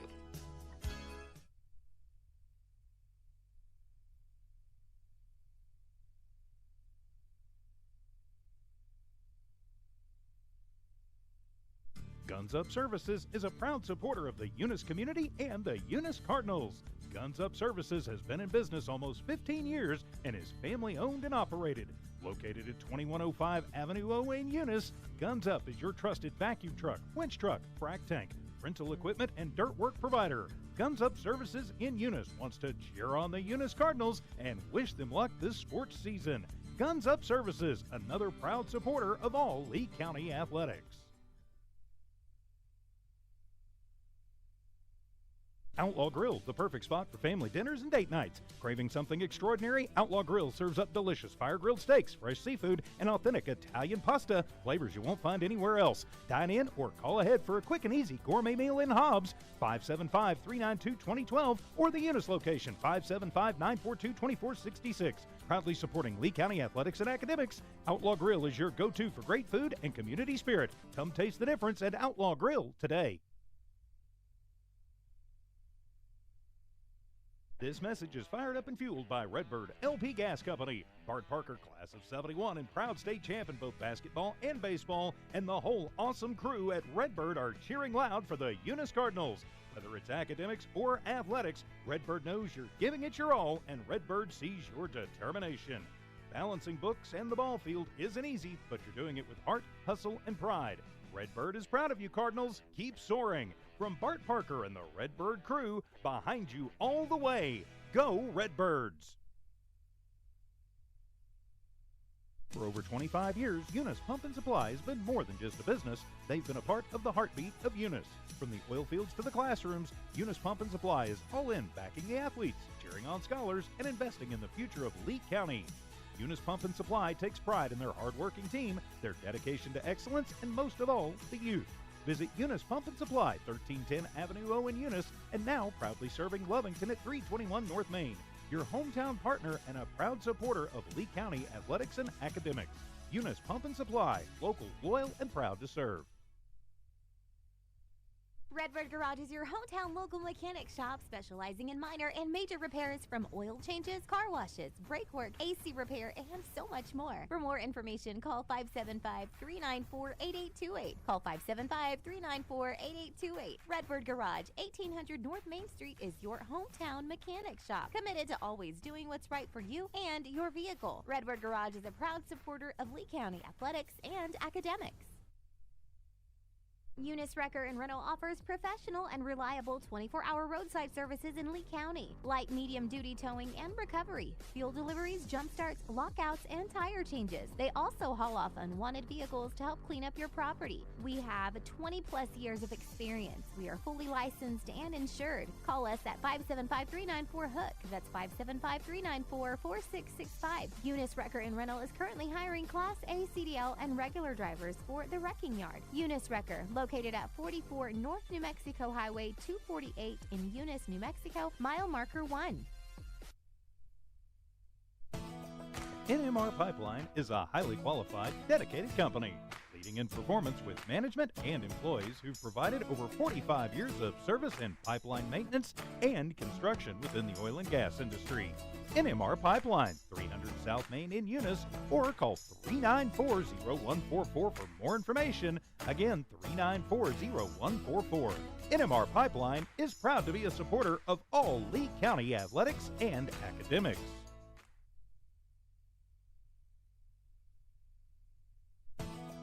NMR Pipeline is a highly qualified, dedicated company, leading in performance with management and employees who've provided over 45 years of service in pipeline maintenance and construction within the oil and gas industry. NMR Pipeline, 300 South Main in Eunice, or call 394-0144 for more information. Again, 394-0144. NMR Pipeline is proud to be a supporter of all Lee County athletics and academics.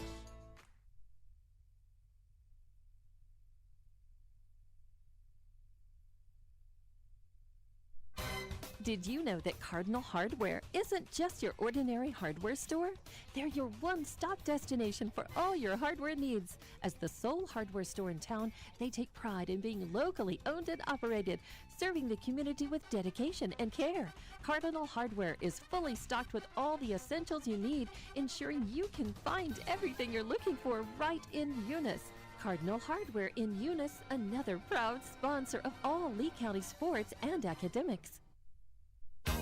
Thomas Welding, precision, strength, reliability. Located at 3529 North Del Paso Hobbs, Thomas Welding is your trusted partner for top quality welding and industrial services. They specialize in carbon and stainless welding, operate an ASMER stamp code shop, and provide roustabout services, dirt work, equipment rental, sandblasting, and coating. Owned and operated by Justin Thomas, who says we take pride in serving our community and are a proud supporter of Lee County athletics and academics. For expert craftsmanship and dependable service, call Thomas Welding today. Around here, we work hard on the field, in the classroom, and in life. And companies like Parker Energy, they're in our corner.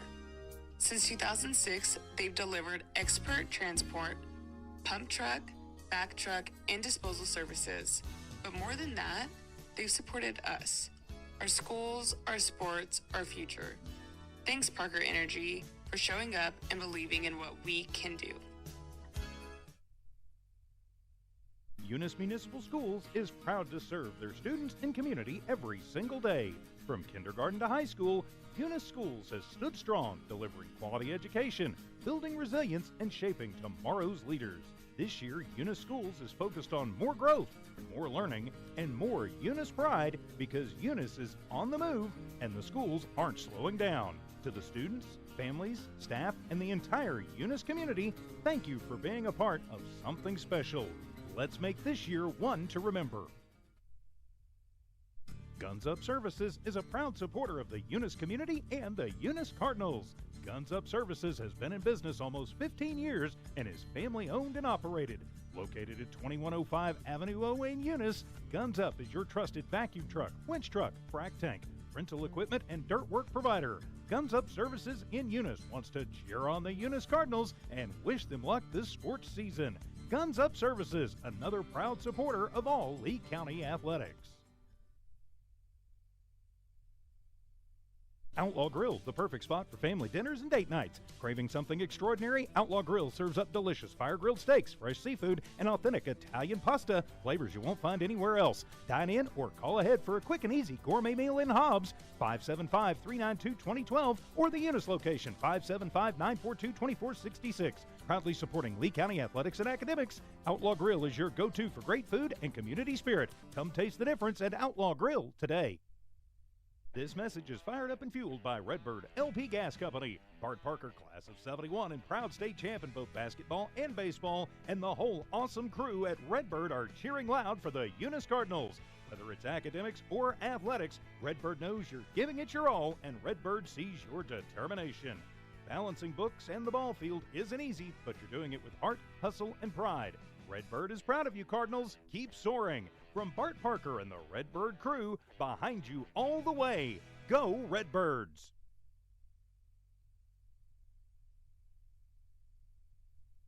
All right, welcome back, ladies and gentlemen, to No Mark Broadcasting's coverage of Eunice Cardinal sports. This is the boys' game here. This is the, what would this be called? It's the third place game, yeah. So the third place game, we'll have Eunice, we'll have Santa Rosa. I'm Jimmy Jones alongside my partner for this game. Will be the Thumb, Charlie Fairbrush. Welcome, Charlie. Welcome, everybody. Ready for some, well, not championship basketball, but some it is for us. Some close to championship ball, yeah, for after sure. that game yesterday, this can't be that bad. I noticed Coach McBee made it back into the building, so congratulations to him. Getting ready to start this game. Had a great game the earlier today. Then this last game, Eunice, the girls, fell. Struggled. They did struggle, no doubt about it. 100% they struggled. But if you want to take some positives, they're playing a very good team in that Logan team, an undefeated team who's really, really good. And if Eunice makes free throws, they're in that ball game. There. I mean, at one point, the difference in the game late in the fourth quarter was the missed free throws. Yep. And so, taking nothing away from Logan, they're an absolutely good team. The Lady Cards, though, just could not make a free throw. Logan was like a spider monkey. It was all over us. Yes, like for sure. There was somebody.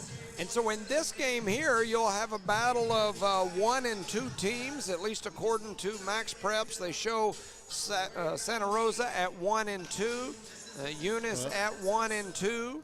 And so should be a good game. These two teams are two towns, two schools faced off in the quarterfinals, I believe. Quarterfinals, semifinals. Anyway, either the quarterfinals or the semifinals of football this year, late in the playoffs. And so the Cardinals of Eunice did come out victorious in that game. I noticed the Santa Rosa broadcast crews across the way this time. They're set up over there. They were right here beside us yesterday. They played right before we did in one of them, and I visited with some of those guys. I listen to a lot of their stuff during the season when I'm, when they're playing Texaco or other teams, or even sometimes just for their games, especially playoff games. I'll tune into their station. It's like KRSVP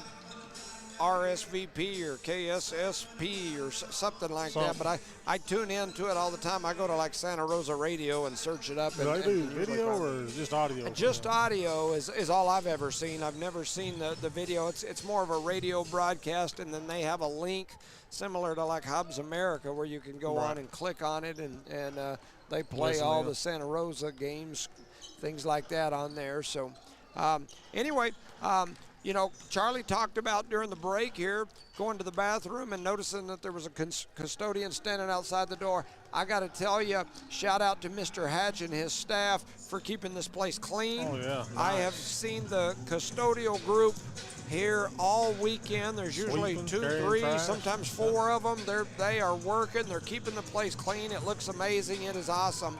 And I definitely give credit where credit is due. I appreciate the tournament. I will mention a negative, because you know me, I'm going to say it if I think it. Surely not. During the break, my grandkids are here. My 2 youngest of my, the family, my grandkids, Jace Jones and Isla. Those are Jada's kids. Yeah.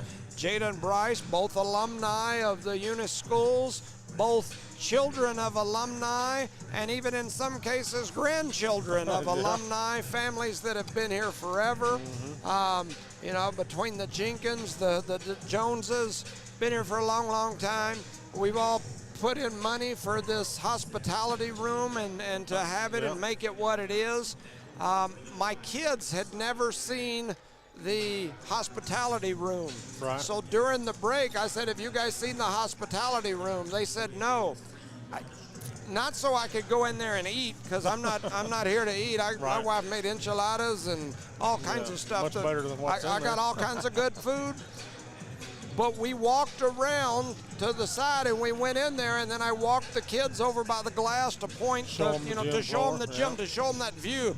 To me, that is the crown jewel of this place, is that right there. It looks amazing. The view from there is amazing. And as I walked in there, one of the officials, there was probably 10 people in there max in a room that's probably, I would guess, fire rated for at least 40. Yeah, at least. There's maybe 10 people in the place, maybe 3, 4 officials, a couple of coaches from some other schools, and then a couple of our school staff that are in there cleaning and doing what they do, and I appreciate them for doing that. However, we hadn't been in there a minute, and one of the referees came over and was talking to to Chloe about her knees. And as the official's talking to Chloe about her knees, one of the folks who's helping with the hospitality room, who's involved, works at the school. I ain't gonna throw her under the bus by name, but she come over to me and said, Jimmy, the kids will have to get out of here. And I said, well, we'll get out in a minute. Well, I can understand if they're romping and stomping and tearing stuff up. I completely agree. The kids weren't in a chair. They weren't in a seat. They weren't laying on the couch. They weren't eating food. I took them in there to show them the view, because the place is amazing. That is the exact kind of nonsense that our school don't need, and that is the kind of junk that makes people not want to help and get involved. And so we've got to do better, and that is exactly what I'm talking about. Fix your nonsense, fix your attitude. If you don't like something I say or do, then deal with it. But come over and tell some kids to get out of something that I understand. Kids act crazy. I got a wife that works in the school system. There's times where kids are hanging all over everything, do whatever. It'd be different if my grandkids were standing right there beside me, scared to death, just walking in, quietly standing there, looking at the place. Absolutely nothing else.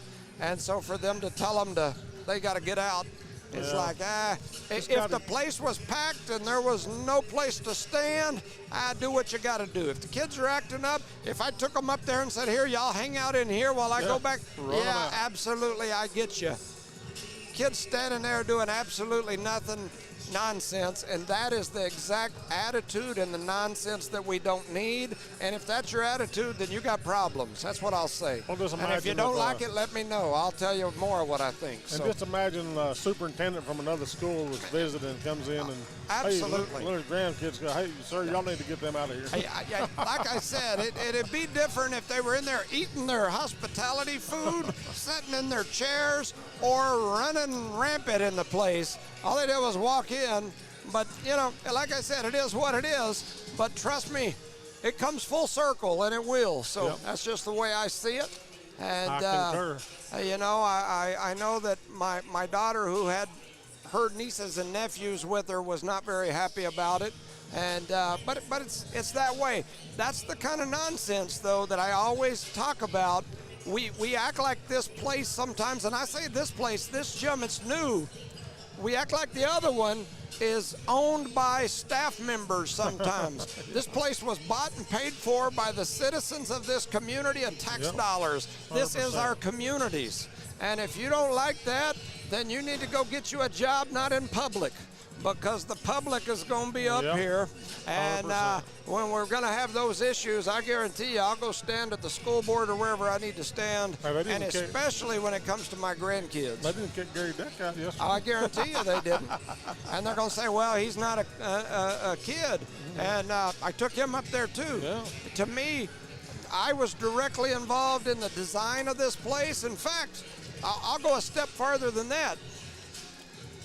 They would have built a $3 or $4 million rectangle gym with 4 lockers and a glass concession stand on the front if I hadn't walked into that school board meeting and been the only one that walked in there and said, the community, this does not look like what we represent, and they wouldn't have trashed that whole thing and started a whole new committee and eventually designed this place. This is a place to be proud of. Oh, man, I am super proud of it. So that's why one of the first questions I asked the kids is, have y'all seen that? And then took them over there to see it. And so, once again, in there 5 minutes or less. And so that's my thoughts. Looks like we're going to have the national anthem. So we'll take a quick break.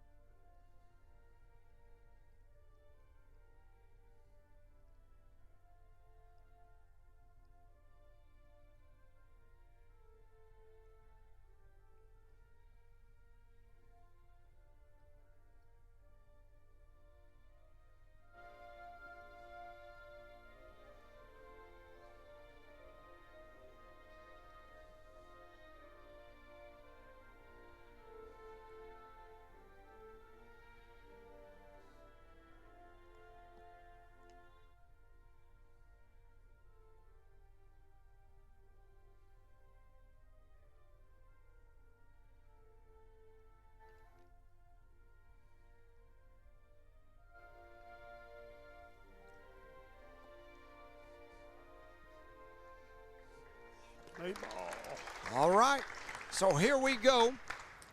Eunice, Santa Rosa, they're going to introduce the two teams. Once again, both teams come into this game. I show on Max Preps as of this morning at 1 and 2. I went and printed out rosters. I will tell you, it looks like there's more kids down there on the sidelines than were on Max Preps this morning when I printed out the rosters for Santa Rosa. Just saying that up front. You might have recruited a couple during the tournament. I show 8 kids on the roster as of this morning at Santa Rosa, and it looks to me like there's more kids than that. 2, 4, 6, 8, 10. So 8 kids on the roster on Max Preps, 10 kids on the bench. So if I miss a few of your names, my apologies. So here goes our intro. Got a little music going. Got Miss Hobbs getting pumped. I like it. I like it. It is getting better, and it's going to continue to get better. Once again, I keep saying it, I appreciate the steps. They're baby steps that we're taking to make things better, and I'm going to continue to push for that. Overall, a good experience here. I guarantee you. Guarantee you. I started smelling food just now. You smell that? Yeah, it's like something in the air for sure. Yeah.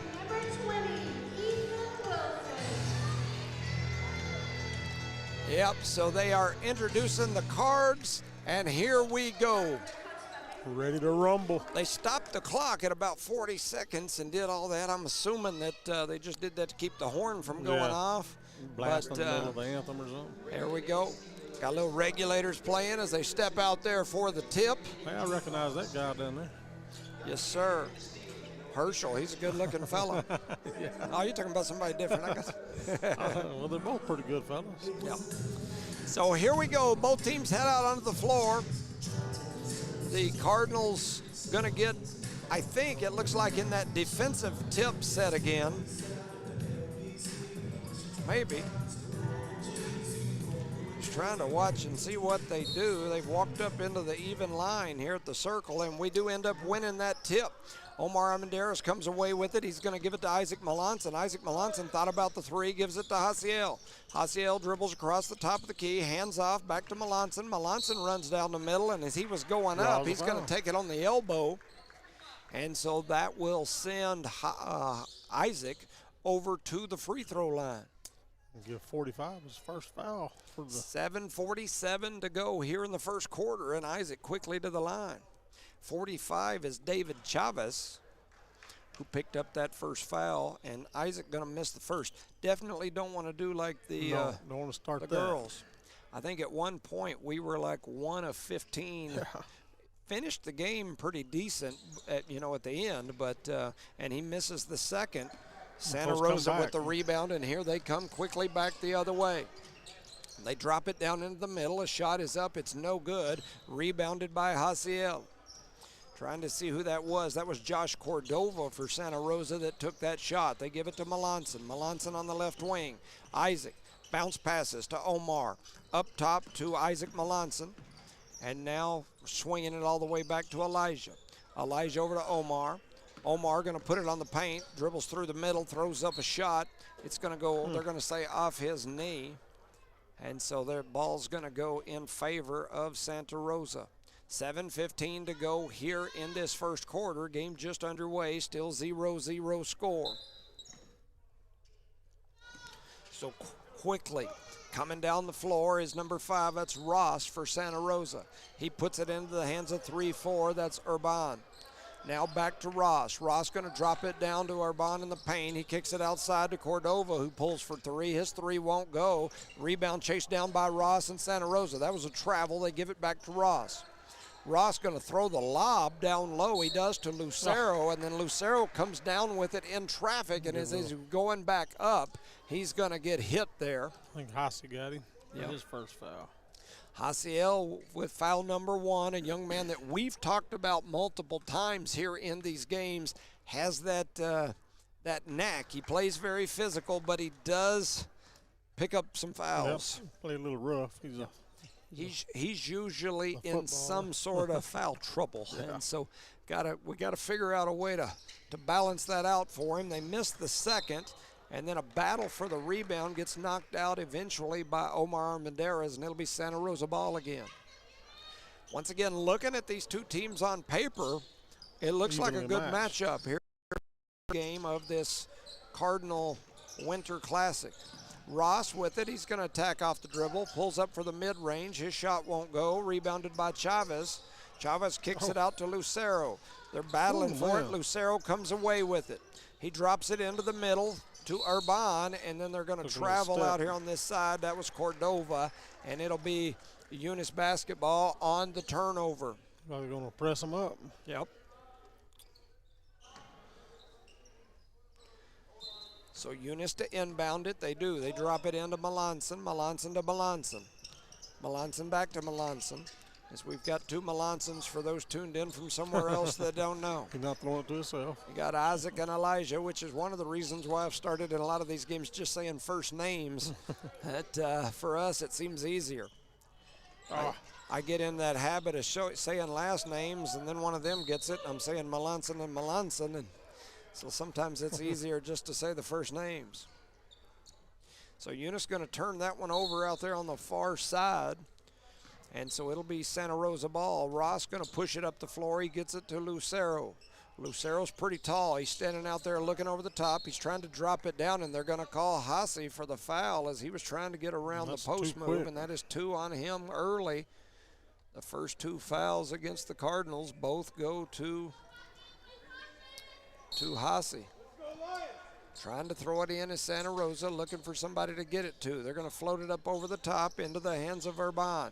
He had it knocked away from Melanson, going to roll out of bounds, and it'll be Santa Rosa ball. So Hasse going to come out. Coming in is Misa Brito. And now Ross has it. One-hand pass over to Urban. Urban flips it up top to Lucero. Lucero for 3. His 3 won't go. It rattles around trying to chase down the rebound. And they're going to call a travel on Urban. That's turnover number 2 for Santa Rosa.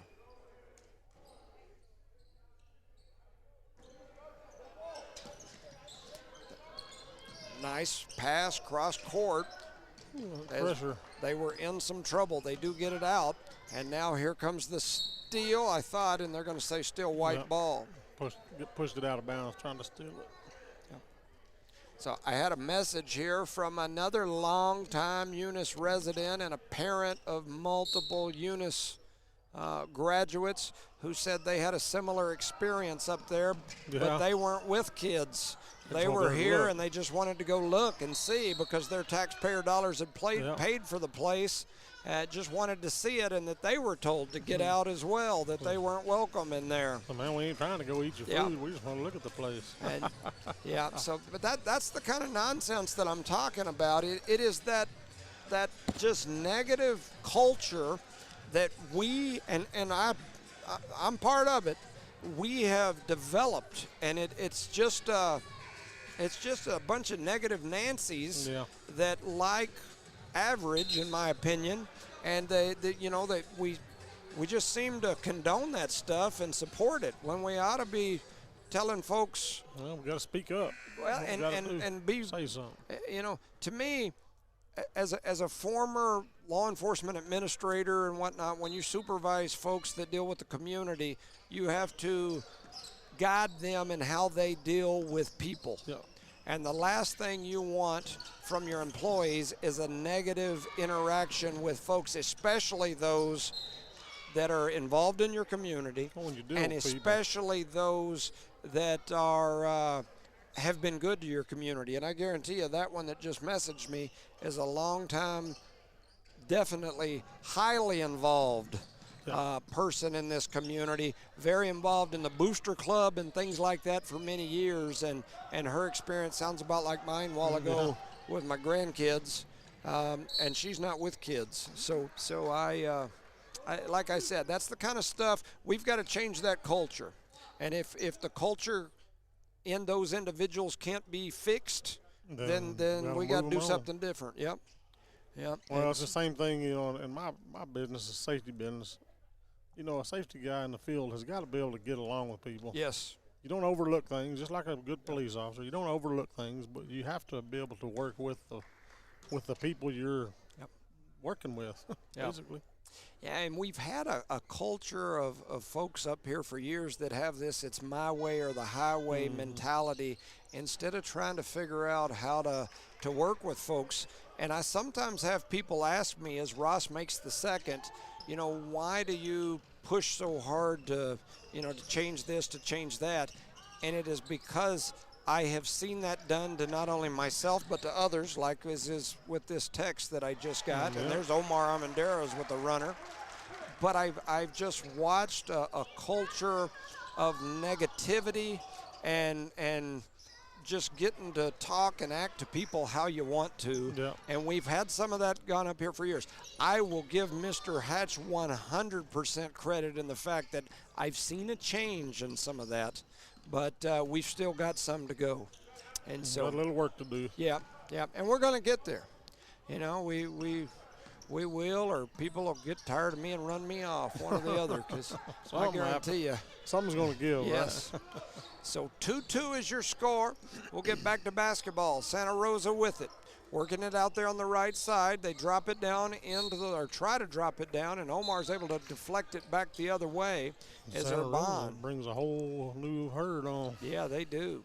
41-24, that's Gallegos. We've got a Gallegos here. I see a 25 that we don't even have on our roster. 2-10. I don't have a 10 on my roster, and I don't have a 2 on my roster. So almost all those people that came in, there's nobody that meets that description on our roster.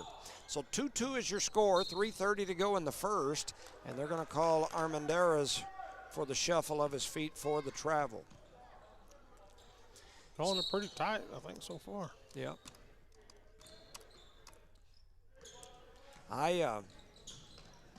And that shot is up. It's no good.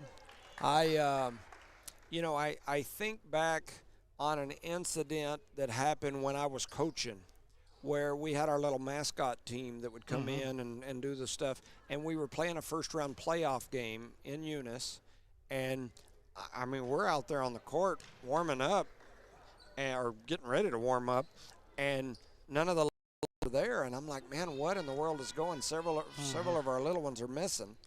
And I get a phone call, and a lot of times back during those days I didn't even keep my phone there with me, and I was told there's mascots outside and they're not letting them in.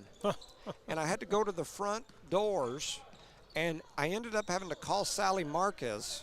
And Sally Marquez said, yeah, if the kids are performing, if they're involved in any way, they're going to get fouled there. And so now it's 8-7. It's no longer 6-7. What do you do for that? I don't Do know. anything for Maybe do 8-7? the opposite, I guess. I don't know. 1:05 to go here in the first quarter. 8-7 now your score. Logan on the board leads by 1. It's actually Santa Rosa. Here comes Melanson pushing it over to the left side. He's going to back out. He kicks it up top. Omar Armendariz with the runner. His floater won't go. A big high rebound by Wilson. Wilson getting up there high. And now they kick it out. Down the right side over into the hands of Armendariz. Armendariz to Melanson, over cross court to Ben. Ben shoots, his shot won't go, but it's rebounded on the backside and put back by Ethan Wilson.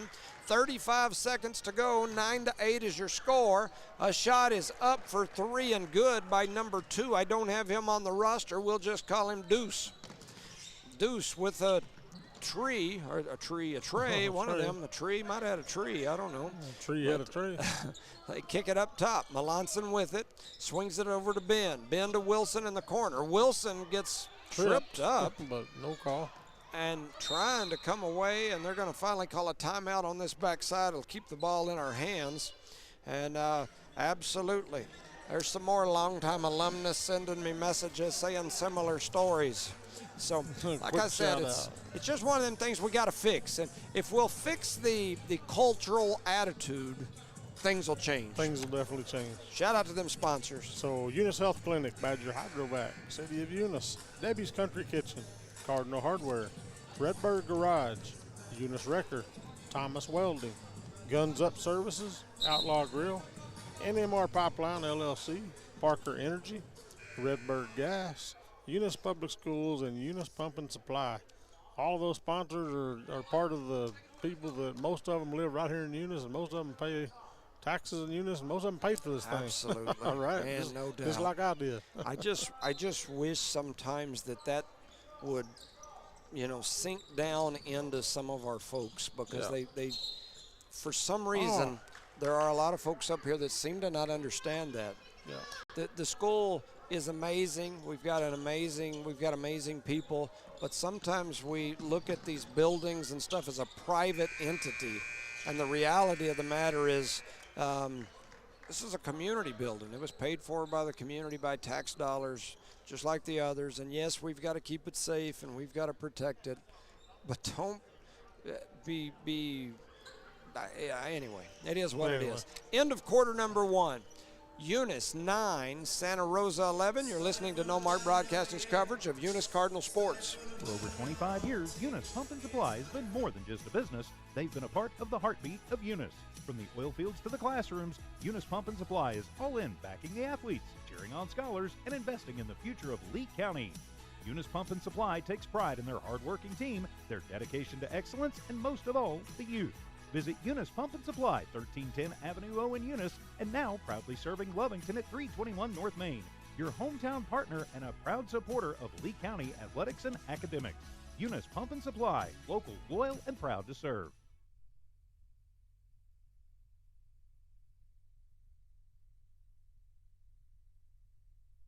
All right, ladies and gentlemen, welcome back to No Mark Broadcasting's coverage of Eunice Cardinal sports. Start to say Lady Cardinals. This is the actual Cardinals. It's 9-11 on the board. They did change it now. It does say Santa Rosa. All right. Now we know who we're playing.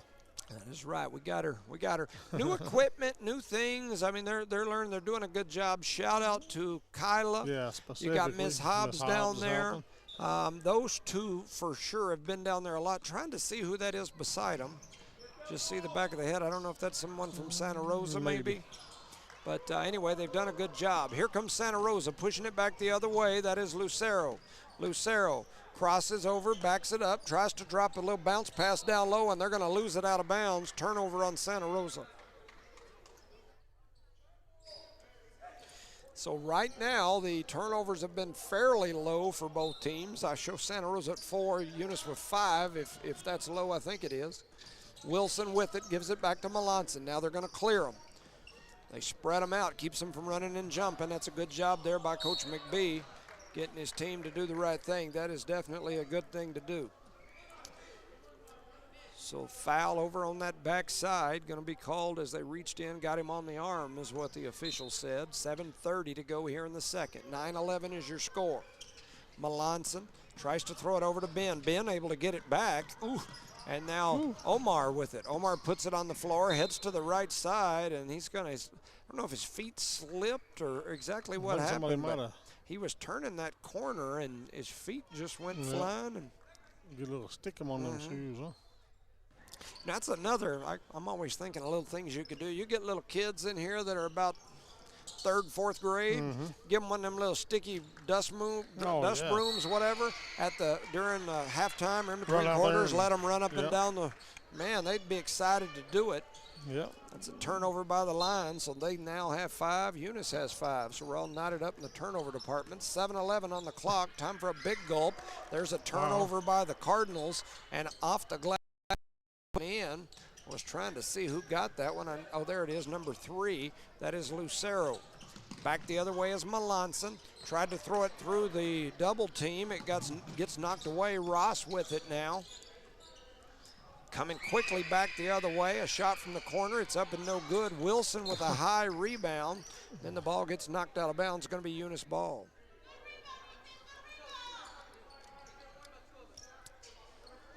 So Eunice to inbound it. Looks like Logan's showing up at the gym. Yeah. Play the next game. Elijah Melanson to throw it in. So I look, Oh, man. I hate to be a sour fella, but I look up there, you've got like a whole team of, looks like high school girls sitting in the corner. You've got several people that I've seen today that aren't coaches or employees of any school. People I know that are good people sitting up there on the couch watching the game, which is perfectly okay to me. I got no troubles with that. Let them get up there and take their picture. It is what, if the place was overloaded and full and they're up there stealing your food, then run them off. Otherwise, leave them alone. Leave them alone. Yeah, I agree. So Wilson, he made that first one, right? Yeah, he did. So Wilson makes the first one. We've got a timeout on the floor. 6:39 to go here in the second quarter. We'll keep it here. Yep. Shout out to some of these sponsors that make this possible. Also that pay taxes to make this gym possible. Eunice Pump and Supply, the Nogelmeyers, the Matthews. Eunice Public Schools, Mr. Hatch, making a culture change. We appreciate you. Redbird Gas, Bart Parker. Parker Energy, Brett and Penny Parker. NMR Pipeline, LLC, Dale Bettis and the Bettis family, the Pops, all of them, man, great stuff. Outlaw Grill, Johnny Robertson. Guns Up Services, the Thompson family, they've been in and out of here all week. We appreciate them. Thomas Welding, Mr. Justin Thomas. Eunice Record, John Dean Davis, Maureen, Redbird Garage, Josh and Erica Jones, Cardinal Hardware, Debbie's. As Wilson rattles that second one in, he's got 4 points. Back to the 2-point game again. City of Eunice, Badger Hydrovac and Eunice Health Clinic. Santa Rosa back the other way. A shot is up. That's number 24. That was Munoz. His shot won't go. We get the rebound, but then we quickly turn it over. That's turnover number 8 for the Cardinals. It's a 13-11 game. 6:24 to go in the second. And a foul on number 10. Yep. Throwing it is Santa Rosa, looking for someone to get it to. They throw it in to Andrew Urban. One hand pass over to the other side to Ross. Ross going to pull. His shot is up. It's no good. Battle for the board. Going to go off 4-5. That's Chavez. And it'll be Eunice basketball. Last touch, they said, by the purple. Omar over to Melanson. Reverse them, clear them. You see them getting ready to jump. When they get close, they'll jump you and trap you right there. Yep. They kick it over to Omar. Omar going to run through the middle, throws up a floater, won't go. Trying to get to it was Ben. It's going to find its way out of bounds. It'll be last touch by Eunice. It'll go to Santa Rosa. Pretty close game all the way through here. Yep. 6 minutes to go in the second. 13-11 is your score. Into the hands of David Chavez. Chavez to Ross, drops it down into Cordova. Cordova at the free throw line, a beautiful move, and he lays it in. He's going to get contact and the foul, and he'll have a chance to go to the line for an old-fashioned three-point play. Cordova, that's Josh Cordova. Man, that's a good-looking move right there. It was. You can tell that's a move that he spent a little time in practice working that sucker over and over. It looked good. A little power dribble. drop step spin move. Looked really good as he makes the free throw. 3-point play. Throwing it down the length, or down the paint, or I can't even talk, down the sideline was Ben. Goes off Wilson's hands. Going to be another turnover. Turnover number 9 for the Cardinals. 16-11. Santa Rosa starting to pull ahead a little bit here as they lead by 5. 5:40 to go in the second. Ross with it for Santa Rosa on the lines. Flips it over to that far side to Muniz. Muniz back up to Ross. Ross looked toward the free throw line and then he reverses it. Muniz going to pull for 3. His 3 won't go. Wilson goes up high trying to get the board. Does get a hold of it. Trying to flip it out to Melanson and he gets it to him. So Wilson will end up with that rebound there. That's rebound number 4 for Wilson. He's got 4 points, 4 rebounds. Melanson trying to throw it down the side to Omar. Gets deflected out of bounds. They're going to say last touch by Santa Rosa. Coming off will be Big Ben. Coming in will be Hasse for the Cardinals. 5:10 to go here in the second. 16-11 is your score. Dribbling over to the left side, that is Melanson. Melanson gets it to Wilson. Wilson looking for somewhere to go with it. Oh, and that should have been a turnover. It was, as coming up with it. Oh, man. All kinds of contact. Isaac Melanson with a steal and a heck of a move right there to get that ball up on the rim and give it a chance to go in. That would be 3 on 45 already. They must have told Melanson to take his necklace off as he went running over to the bench and pulled something off his neck and threw it over to the side. Melanson's first shot is up and it is good. That's 4. I gave that to the wrong number 2. Anyway, I'll put it over here. That's 3 points for Isaac Melanson. His second is up and good. Good looking free throws there by Isaac Melanson. Now he's got 4. Here comes Ross and the Lions. He's going to cross over, bounce pass down low to Urban. Urban kicks it out over here to this left corner. They give it back to Ross on the run-in plant for the three-pointer, and he turns and swishes it. He's now got 4 points for the Lions. They lead by 6, 19-13. Pushing it across the timeline is Melanson. He throws a back door to Omar. Omar with a bounce pass down to Wilson. Wilson shot partially blocked. Coming away with it is Santa Rosa. They get it over to the right side, run through the middle, and a partial block ends up in the hands of Wilson. That's rebound number 5 on that one. Melanson, that's Isaac, brings it across the timeline, throws it cross court to Hasse. Hasse going to put it on the floor, runs through the paint, throws one up high off the glass and in.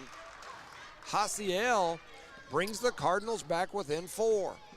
Ross hands it over on a kind of a handoff to Preston. They drop it down low. That man's got some post moves down low. He's strong too, and he gets blocked by Melanson. Into the hands of Isaac Melanson. So Elijah with the block, Isaac with the rebound after all said and done. And that looked like a lot of contact. For sure bump. No call either way is all right with me. And a high shot again off the glass for Hasse. That's back-to-back twin towering shots off the glass and in. 3:30 to go in the second, 19-17. Ross with it. Runs through the middle, flips it over, gives it right back up the top of the key. Preston Muniz. Muniz with a bounce pass over to Ross. Ross going to bring it up with that left hand. Now he's going to get out near the half-court line. Left hand bounce pass over to Urban. Urban thought about it. Now he heads up over toward the top of the key, flips it to Ross. Ross is going to pull from NBA range, and he's going to sink another one. Ross now with, 7 points for him is what I show, as they lead now by 5. Melanson gets it over to his brother, Elijah now. Now back to Isaac. Up top to Hasse. Hasse going to run through the paint, throws one up off the glass. It won't go. Battle for the board into the hands of Josh Cordova for Santa Rosa. Ross now with it. Santa Rosa setting up the offense. Ross crosses over between the legs, a little step back, a little give and go action. They give it to Urban, who turns around. He fakes the give and go and then shoots the fadeaway in for 2. 24-17. Santa Rosa trying to extend the lead. Melanson thought about the step back, then gives it to a cutting Wilson down the lane, and Wilson off the glass. The shot won't go, but he'll go to the line. And that'll be, I think, 34 fouling him. You know, Wilson last year kind of come onto the scene. We started seeing him. Now you're seeing him look more comfortable. He's sprouting. He's getting there, man. He's turned into a ball player. Yep. And so he misses the first. So multiple subs for the Lions.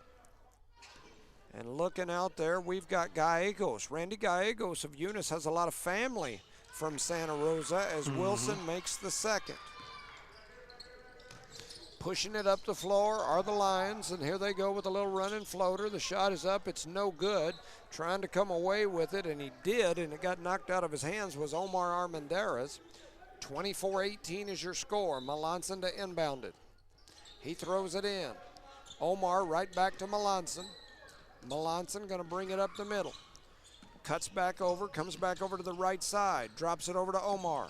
Omar dribbles over in the corner, almost got himself trapped, backs out of it, gets it to Melanson. Gallegos now to Hassi.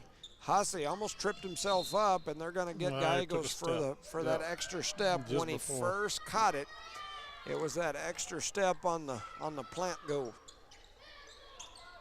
1:36 to go here in the first half. 24-18, Cards trail by 6. Ross hands it off over to number 2. We'll call him Deuce. Preston runs through the lane, kicks it out to Ross, and Ross for 3. That is his third 3. He's now got 10 points for Santa Rosa. Melanson going to run through the middle, and they're going to say that he got smacked on the arm by Ross. They should put him on the line, yeah. And they'll be in the bonus, so that'll send Elijah Melanson. Melanson is the quarterback for this Eunice football team. I know our Eunice fans know that already, but number 2 passer statistically in New Mexico high school football history, and he makes the first. What a career on the football field that young man had. It was my honor and my pleasure to get to watch and call his games. Coming in will be Brito. Stepping off will be Gallegos. Melanson back to the line. He made his first. It's 1926, about the year I was born. That's at least the way I feel sometimes in the morning. 1:11 on the clock here in the first half. Melanson's second shot splashes through, and he makes them both. He's now got 5 points, Elijah Melanson. Quickly back the other way, Santa Rosa. Trying to tie him up down low was Omar Armendariz. They kick it out over on the wing. Nobody over there. The shot is up. It's no good. Melanson trying to come away with the rebound, and he does. Elijah Melanson with another board. He's got 4 on the day. Hasiel over to the right side. Tried to hand it off to Melanson. It gets there. And now they get it out to Brito. Brito over to Hassi. Eunice running that little weave around the top of the key. They do get it over to Melanson, now to Brito. Brito started up, pass it across, then pulls back, and now he flips it over, and it goes back off number 5, Ross. Lucky break there for the Cards, as it was going to go off Omar Armendariz. It hit Armendariz and then bounced over to Ross, who was out of bounds. 30 seconds to go here in the first half, 26-20. He's running through. He kicks it out to Melanson, who gets an open look at it. His shot won't go. High rebound there by Preston Munoz. Munoz heads over to the left side, trying to go coast to coast. He backs up. Now he thought about the 3, and he gets it to Ross. Ross wanted to, he's going to get it on the give and go, and Ross lays it in with a nice give and go. He's got 12 points here in this ball game. It's 28-20. Cards lead or trail by 8. Melanson shoots one from half court at the buzzer. It won't go. Your score, Eunice 20, Santa Rosa 28. We'll take a break for half. We'll be back. You're listening to No Mark Broadcasting's coverage. This message is fired up and fueled by Redbird LP Gas Company. Bart Parker, class of 71, and proud state champ in both basketball and baseball, and the whole awesome crew at Redbird are cheering loud for the Eunice Cardinals. Whether it's academics or athletics, Redbird knows you're giving it your all, and Redbird sees your determination. Balancing books and the ball field isn't easy, but you're doing it with heart, hustle, and pride. Redbird is proud of you, Cardinals. Keep soaring. From Bart Parker and the Redbird crew, behind you all the way. Go Redbirds! Outlaw Grill, the perfect spot for family dinners and date nights. Craving something extraordinary? Outlaw Grill serves up delicious fire-grilled steaks, fresh seafood, and authentic Italian pasta, flavors you won't find anywhere else. Dine in or call ahead for a quick and easy gourmet meal in Hobbs, 575-392-2012, or the Eunice location, 575-942-2466. Proudly supporting Lee County athletics and academics, Outlaw Grill is your go-to for great food and community spirit. Come taste the difference at Outlaw Grill today. Guns Up Services is a proud supporter of the Eunice community and the Eunice Cardinals. Guns Up Services has been in business almost 15 years and is family owned and operated. Located at 2105 Avenue O in Eunice, Guns Up is your trusted vacuum truck, winch truck, frac tank, rental equipment, and dirt work provider.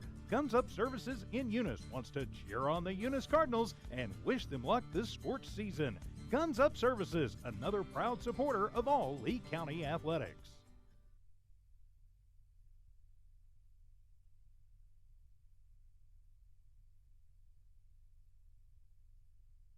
Eunice Wrecker and Rental offers professional and reliable 24-hour roadside services in Lee County, like medium-duty towing and recovery, fuel deliveries, jump starts, lockouts, and tire changes. They also haul off unwanted vehicles to help clean up your property. We have 20-plus years of experience. We are fully licensed and insured. Call us at 575-394-HOOK. That's 575-394-4665. Eunice Wrecker and Rental is currently hiring Class A CDL and regular drivers for the wrecking yard. Eunice Wrecker, located at 44 North New Mexico Highway 248 in Eunice, New Mexico, mile marker 1. Redbird Garage is your hometown local mechanic shop specializing in minor and major repairs from oil changes, car washes, brake work, AC repair, and so much more. For more information, call 575-394-8828. Call 575-394-8828. Redbird Garage, 1800 North Main Street is your hometown mechanic shop, committed to always doing what's right for you and your vehicle. Redbird Garage is a proud supporter of Lee County athletics and academics. NMR Pipeline is a highly qualified, dedicated company, leading in performance with management and employees who've provided over 45 years of service in pipeline maintenance and construction within the oil and gas industry.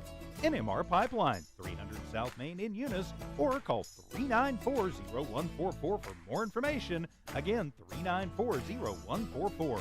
NMR Pipeline is proud to be a supporter of all Lee County athletics and academics.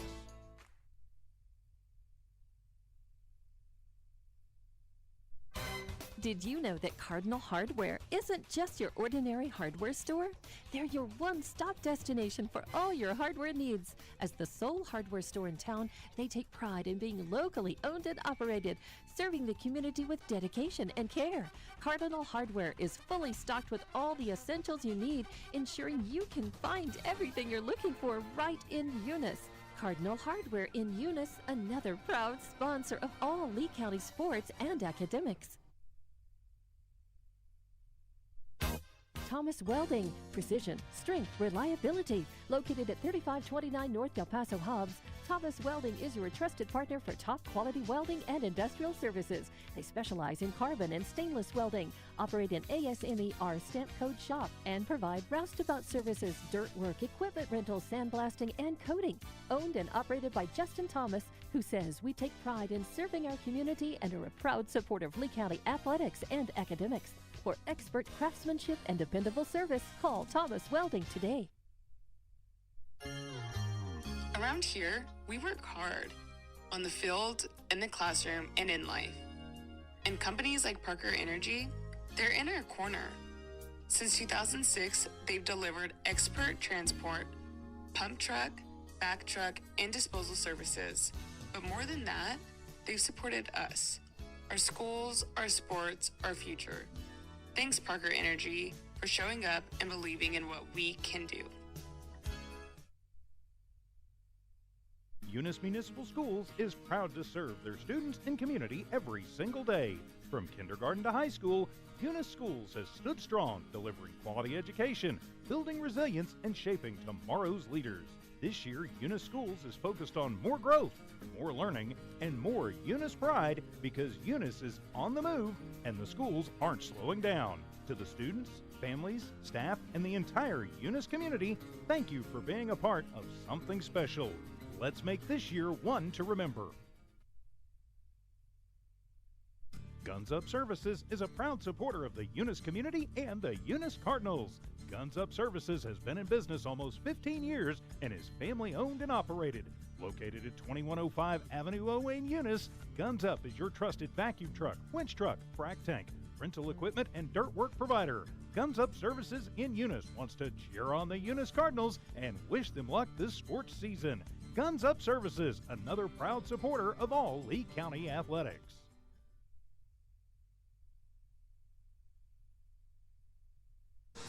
All right, welcome back, ladies and gentlemen, to No Mark Broadcasting's coverage of Eunice Cardinal Sports here live in Eunice as your Eunice Cardinals are hosting the Santa Rosa Lions in the third place game of the first, which would be the inaugural Eunice Winter Eunice Cardinal Winter Classic, Cardinal Winter Classic, something like that is the name. First ever basketball tournament here. Absolutely.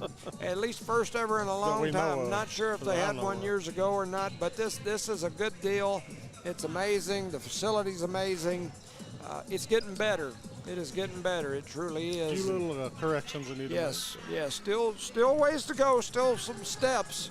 You know, it's like when you go run the mile and you get a quarter done and you're like, all right, that was a good quarter. Well, you can be in first place at the end of that quarter. You still got 3 more to go. There's still more to do here.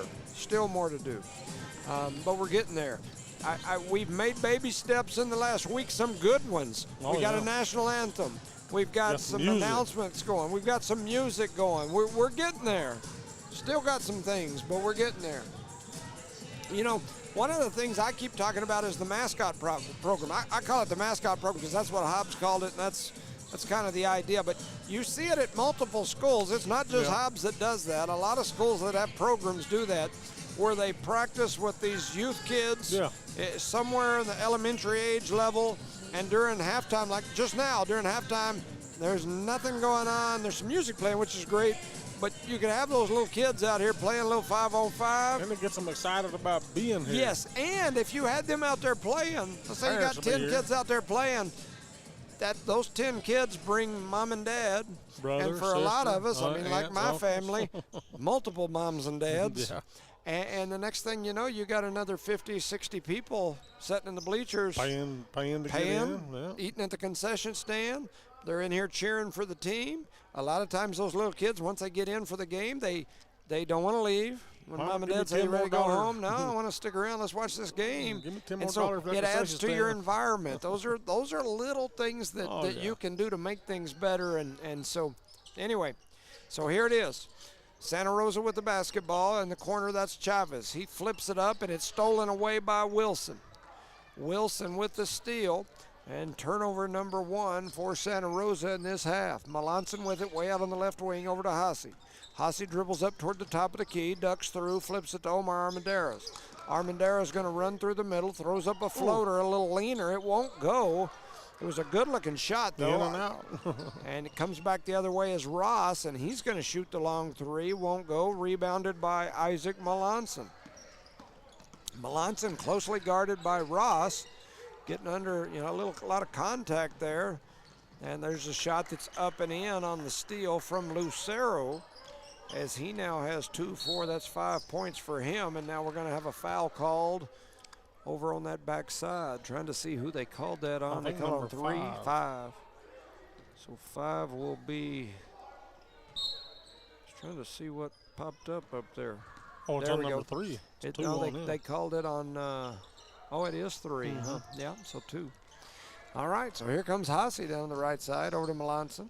Melanson has that snatched away. That's our first turnover. No, second turnover of the half.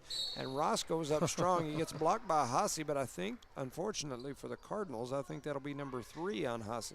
Yeah. Hasse he's just got it in him. They talk about having that dog in you. Hasse's got that when it comes to staying out of foul trouble. He just has trouble with it. He just struggles with that. Kind of a bull in a china cabinet. Reminds me of a much smaller version, but of a young man like Jose Calvillo the last couple of years.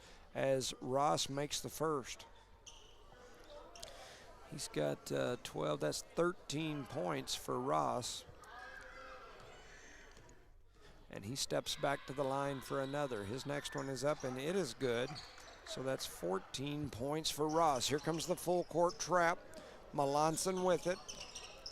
Gets it to him, flips it over to the other Melanson. He throws it down the floor to Haase. Haase loses it, going to dribble that one off his foot, and it's going to slide out of bounds, and so that'll be a turnover number 3 for the Cardinals, and Santa Rosa has extended that lead. It was 8 at the half. It's now 12. Cardinals going to have to, cut down on the turnovers and close that gap. They start letting Santa Rosa extend away, and it'll be tough to come back. And there's a steal by Melanson. Melanson with the run out. He's going to get fouled by Ross. And so that'll send Melanson, that's Isaac Melanson, to the line after a steal and an attempt layup. Foul. Yes. As I thought that other one was on him. Yeah. If you're a Eunice fan, you need him to pick up a few more. He needs about 3 more. Yep. My books. For sure. And that first one's no good. Once again, he's got 4 points here. And he steps back up there ready for the next. His next free throw is up, and he makes that one. Isaac Melanson now with 5. Quickly back the other way is Ross and the Lions. Lucero drops it down low to a really nice looking post-game move by Cordova. And you know, Cordova's an interesting looking fella because he's not very big, but he gets up and he's got nice post moves down there in the paint. I mean, his post game is pretty. That's a nice looking post game.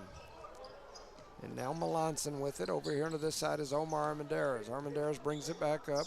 Melanson throws it down low to Wilson, and he did spin and kind of shuffled.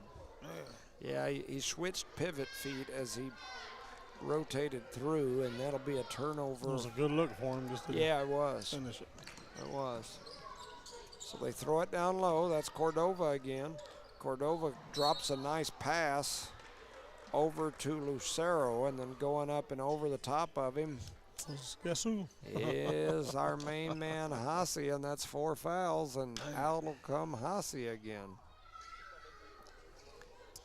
He's such a good player. It's just frustrating for the coach. You know, just man. All they showed they gave it to number 2. Oh, okay. That's only 3 for him. Well, they showed it on number 2. Should have been on number 3, right? Well, yeah. Well, number 2's got 3 then. Yeah, but I don't know who number 2 is. I don't know. It's Isaac Melanson, and they show him up there with 3. He don't have 3. I don't think so. Yeah, I don't think so either. But anyway, so 33-20. I missed who shot, and if somebody made that one, and there's a deflection over here on this other end, or a rejection, I guess is more what that is. So throwing it in, back over into the corner. Omar Armendariz tries to throw it cross court. Does get it to Melanson. Kind of a scary pass there for a second, but it works out. Now over to Brito. Brito to Armendariz. Armendariz going to run down the middle. Drops it over to Melanson. Melanson to Melanson to Melanson. Melanson throws it, trying to get it to Melanson. Overthrows Melanson. And now we'll have a backcourt call, as that'll be another turnover for the Cardinals. That's turnover number 14 in this ball game for Eunice. 33-20 is your score. Ross with it at the half-court line. Almost stolen away by Wilson, and now running down the middle. That was kind of an awkward-looking thing there by Lucero. And then the Cardinals are going to turn it right back over. And then they turn it back over. Yeah. So just a kind of a rough patch there for all triple involved. Turnover. Yep.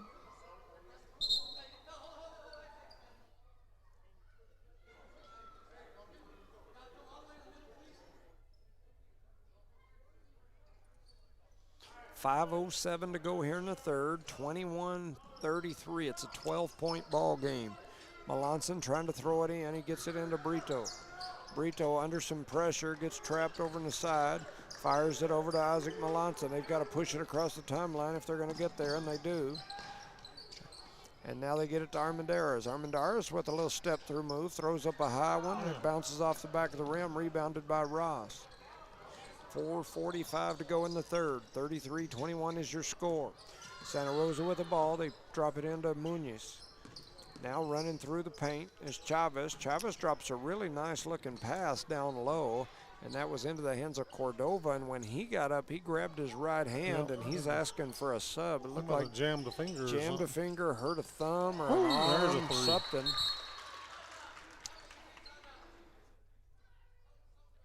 They jammed something, I think. Yep. Trying to see what they gave the bucket down here. Yeah, it was 3 for, I believe, Melanson. Elijah Melanson. So they gave him 6. I show him more points than that, than what they have up on the board. Maybe I'll give him 2. That'll be closer to what I think it might be. So Wilson's going to go up and grab that rebound. And now he gives it over to Isaac Melanson. Melanson guarded closely by Ross. Over to the right side, getting bumped around a little bit. A steal. Well, we get it back. Maybe. I think we do. Brito trying to pass it down to Wilson. Fires that one off the rim. And pushing back quickly the other way is Chavez. Chavez over to Munoz. Munoz to Ross, and he's going to have the turnover on the travel. 11 turnovers now for Santa Rosa. 15 for the Cardinals. 3:45 to go in the third. 33-24 is your score. Crosses over between the legs and behind the back does Armendariz. Now he gets it to Isaac Melanson. Melanson pushing it up. He gets it to Elijah. Now back to Isaac.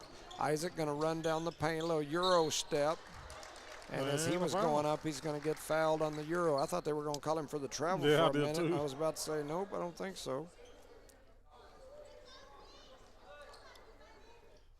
And so that'll send fouls on number 2. That's his second.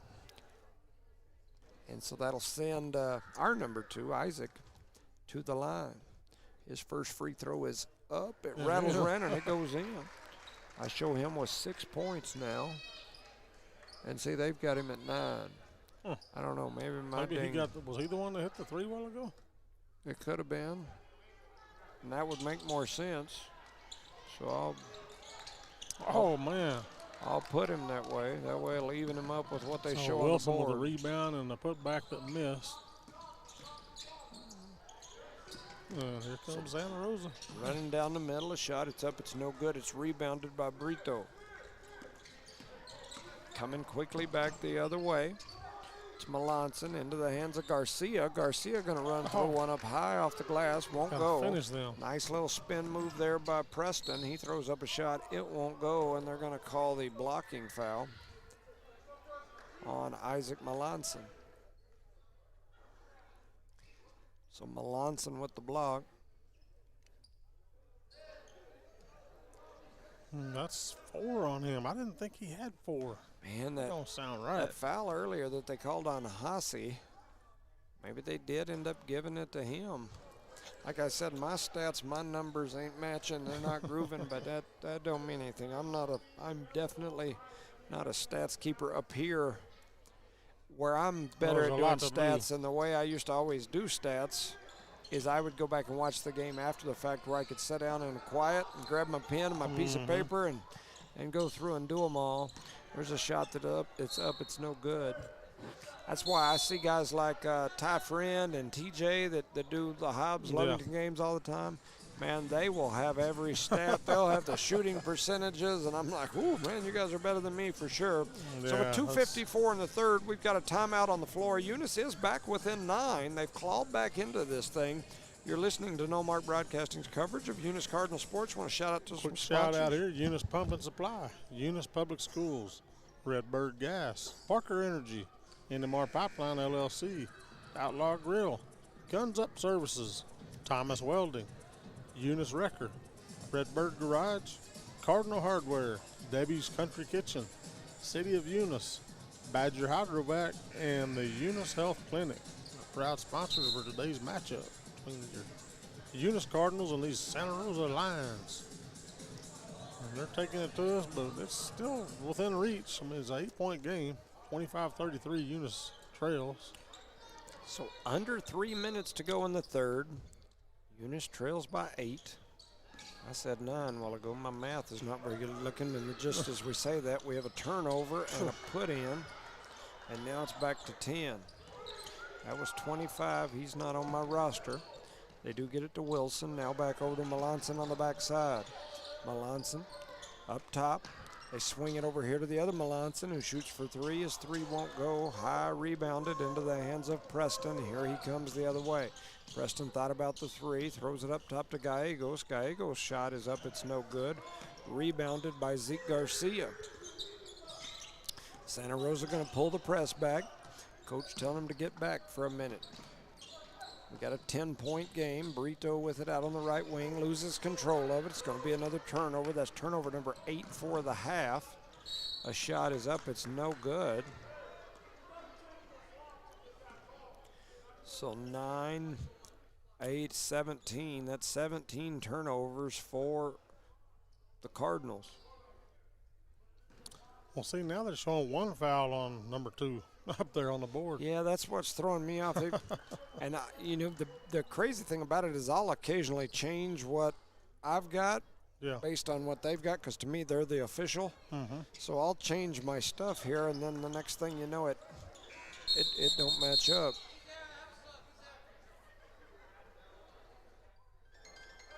So coming in will be Armendariz. Going off will be Brito. I was trying to see who made those free throws. That was 24.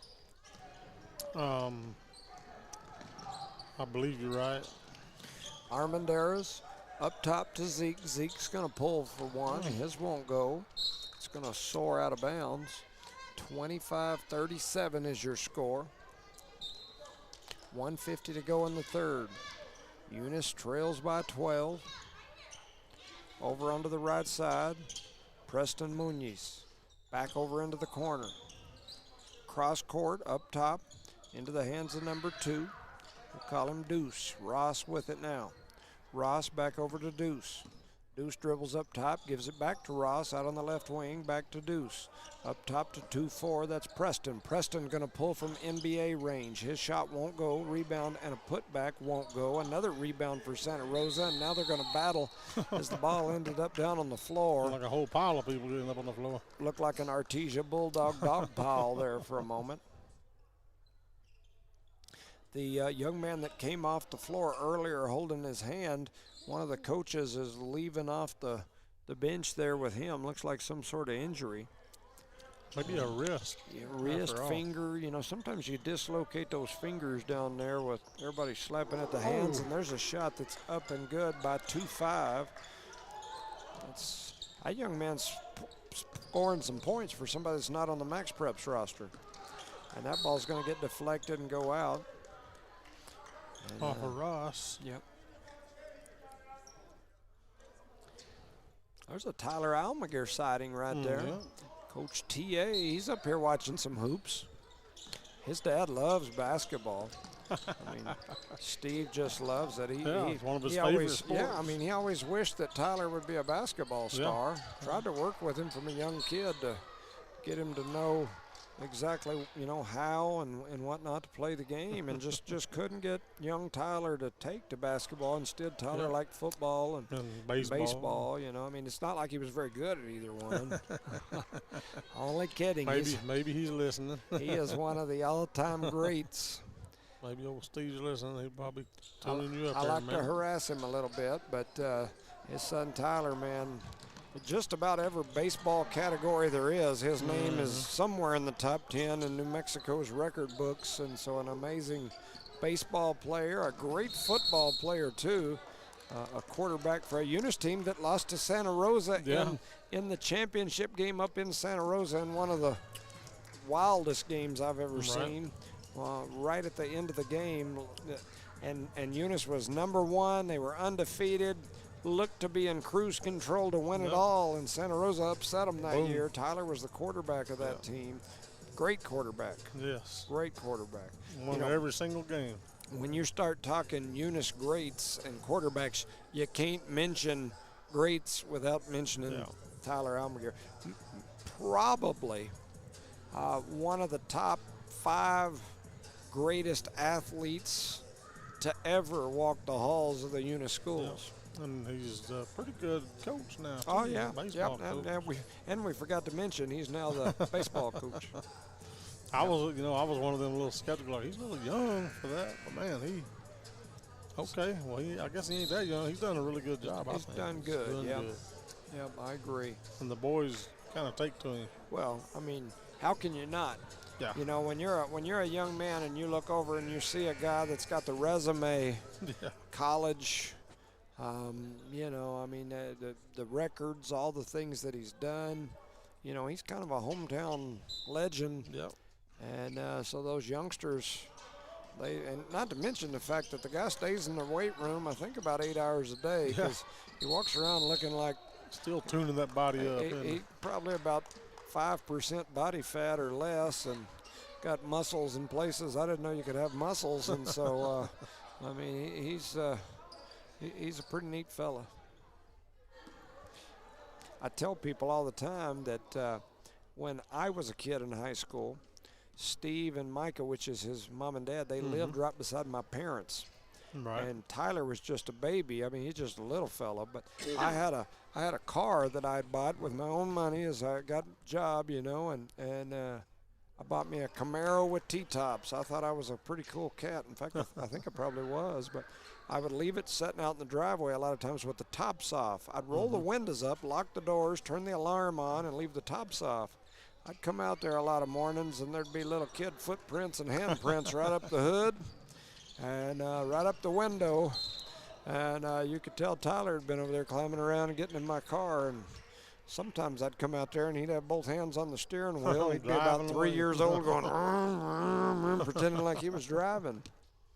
So anyway, he was my neighbor as a youngster and went on to be a legend in Eunice Cardinal sports. So at the line is Jose Gallegos.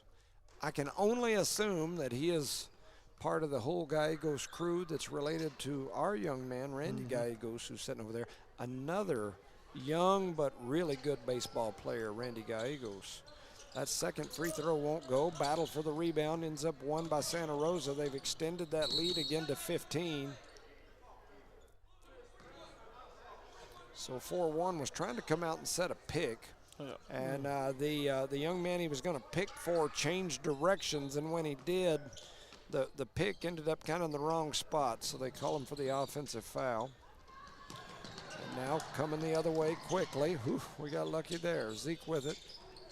Over to Melanson. Down by 15. Need one here. Oh, and high off the glass goes Omar Armendariz, and he's going to get one to end the third. And so we've got a 43-30 game as we end the third. We'll move to the fourth. You're listening to No Mark Broadcasting's coverage of Eunice Cardinal sports. Outlaw Grill, the perfect spot for family dinners and date nights. Craving something extraordinary? Outlaw Grill serves up delicious fire-grilled steaks, fresh seafood, and authentic Italian pasta, flavors you won't find anywhere else. Dine in or call ahead for a quick and easy gourmet meal in Hobbs, 575-392-2012, or the Eunice location, 575-942-2466. Proudly supporting Lee County athletics and academics, Outlaw Grill is your go-to for great food and community spirit. Come taste the difference at Outlaw Grill today. Guns Up Services is a proud supporter of the Eunice community and the Eunice Cardinals. Guns Up Services has been in business almost 15 years and is family owned and operated. Located at 2105 Avenue O in Eunice, Guns Up is your trusted vacuum truck, winch truck, frac tank, rental equipment, and dirt work provider. Guns Up Services in Eunice wants to cheer on the Eunice Cardinals and wish them luck this sports season. Guns Up Services, another proud supporter of all Lee County athletics. Welcome back, ladies and gentlemen, to No Mark Broadcasting's coverage of Eunice Cardinal sports here live in Eunice at Joe Langston Arena, an amazing place. As the Cardinals trail, we're in the third place game, Eunice versus Santa Rosa. 43-30 is your score, and we're starting the fourth quarter. Eunice is kind of seesawed in and out of that 10-point down range for most of the, since the second quarter. And so gonna have to come up with some stops and some buckets here to make this game They close. need to have a good fourth quarter. Melanson goes up, gets a nice little block there as he's one of the smaller fellas on the floor, and gets his rebound off the block. Yeah, need a good fourth quarter for sure, huh? 25 picked up his second foul. 7:48. 25 is another one of those. His name is not on the roster, and then stolen and stepped out. Thank you very much for stepping out. Yeah. Eunice with 18 turnovers so far here in this ball game. They trail 43-30, 7:44 now. Melanson with it. Here comes the trap in the corner. He pick it up right there, and whoop, and they get it to Wilson. Wilson to Omar. Omar back to Wilson. Wilson puts it on the floor, a little double clutch, and he's going to lay it in. And Ethan Wilson with the and one. He's now got 7 points. So Ethan with 7. So they got him for 9 up there on the board.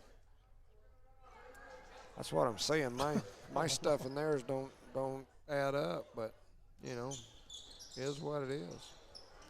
I try to say mine out loud every time somebody scores. So anyway, I don't have any idea. The other day, I think after the game, I was talking to his dad and him about points, and my numbers and his weren't exactly the same either. But like I said, is what it is. Oh man, there's another turnover. Turnover number 10 for the half, number 19 for the game. Zeke gonna step off, coming in as Hassi. Hassi got 4 fouls. See if he can get some PT without picking up number 5.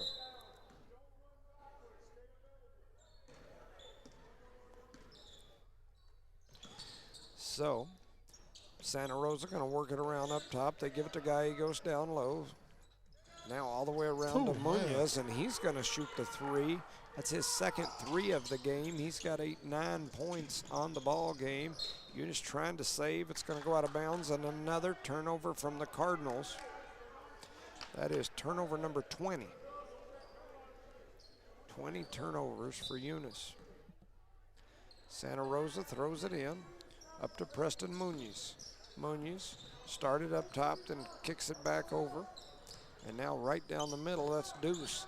He's going to hand it over to Gallegos, back up top to Chavez. Chavez over to Deuce, over to 2-4. That's Preston, back to Deuce, to the elbow. From the window to the wall, the shot is up, it's no good. Ethan Wilson with the rebound. That's rebound number 8 is what I've got him for. Once again, they've also got him at 9 points. And I'll make it 45. I'll make it 9 just for the heck of it. 45 is David Chavez. He's going to go take a seat now. He does have 4 fouls. So 46-32 is your score. Oh, Melanson.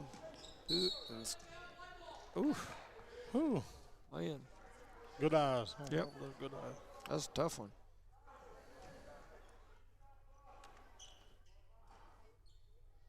So Eunice looking to inbound it over on the side. They trail by, what, 14?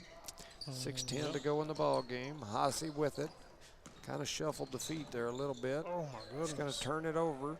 Turnover number 12 of the half. A nice little reverse by Ross as he lays it in. I believe that's 16 points for him. They've got him at 15, so shoot. My numbers are all jacked up and everything, and then we turn it over again, and we might get it back. Turnover number 13 for the half for the Eunice Cardinals. 48-32, Santa Rosa leading Eunice by 16. Ross now with it, calls the play as he crosses the timeline, flips it a little one-hand pass to Preston. Preston back to Ross, drops it into the short corner, now back to Preston. Over to Ross, cross corner to Deuce. A little turn and sideways looking shot from Preston, won't go, rebounded by Wilson. Wilson's now got 9. To go along with 9 points according to the board. Wilson runs through the middle, drops it to Hassi. Hassi gonna lay it in for 2. Wilson with the assist. Yeah, All right, so here we go, running through the paint, throwing up a shot. Back up top, Preston Muniz from Santa Rosa. He's got it, stolen away by Wilson. And Wilson got a little shoulder action, then turns around and flips one up and in as he had the steal and the bucket. I believe they'll now show him with 11 up on the board. He's pushing a double-double here. He's kind of been the king of double-doubles so far this season. Up top, into the hands of Deuce, back to Ross. Ross going to pull for three, and he says, you want to do that? I'll knock down this three. And they show him at 18 points up on their board. So I'll go with 18. Oh, man, what did he step out? Yeah, they called a turnover there on the Cardinals. I was waiting to see officially, and right as they were doing that, there were subs going. Big Ben's going to come in. 4:20 to go. Eunice trails by 15 here with 4:22.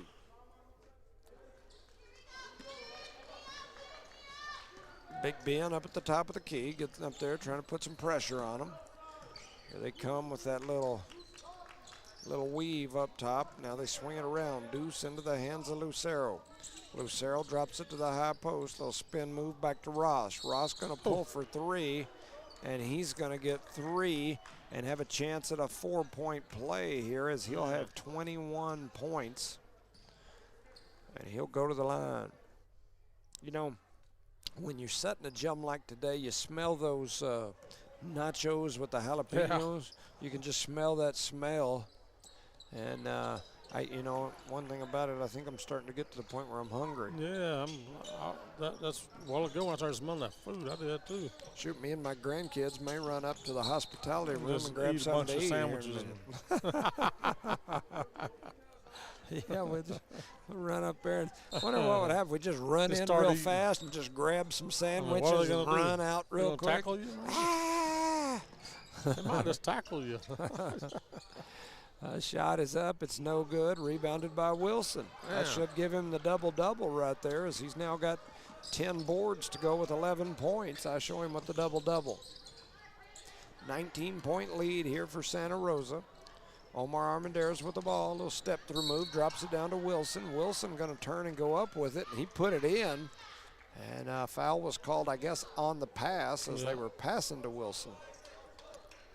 And that's 3-on-3. Here comes Melanson back onto the floor. Omar Armendariz will come off. Isaac Melanson comes on. 3 fouls on 3. That's Maddox Lucero. They throw it down inside. Yeah, a lot of contact. A lot of contact. Melanson diving all over everywhere. He ends up back with it in the hands of Wilson. Wilson going to get fouled and one as he goes up high with it, takes the contact. I show him to now have 13 to go with the 10 boards. Working on an extra one. Yep. So Ethan Wilson heads to the line, the double-double master. 13 points, 10 boards, and a free throw, and he makes it. Swoosh. So he's now got 14 points, 10 rebounds, and another double-double. 3:20 to go in this ball game. Eunice trails by 16. Is that what my math tells me? So down the middle is going to be a Lucero, and they're going to call a foul as he was backing down. They're going to call the foul, trying to see who they call it on number 1. That's Elijah Melanson. That's his 4th. Inbounded will be Deuce for Santa Rosa. He gets it into 2-5. 2-5 going to drop it in for 2. Oh, 2-5. He's had a heck of a game for somebody not on the roster. He's got 9 points.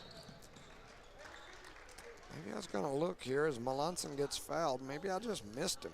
I occasionally do make mistakes, believe it or not. Let me look here. Yeah, he's number 10. There's no number 10 on here.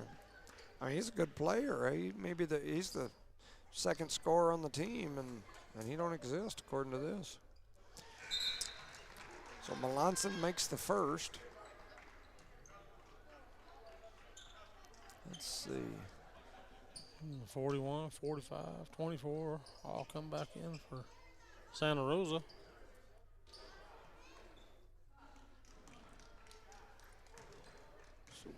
Melanson made the first. He's going to have a shot at another one. He makes that one.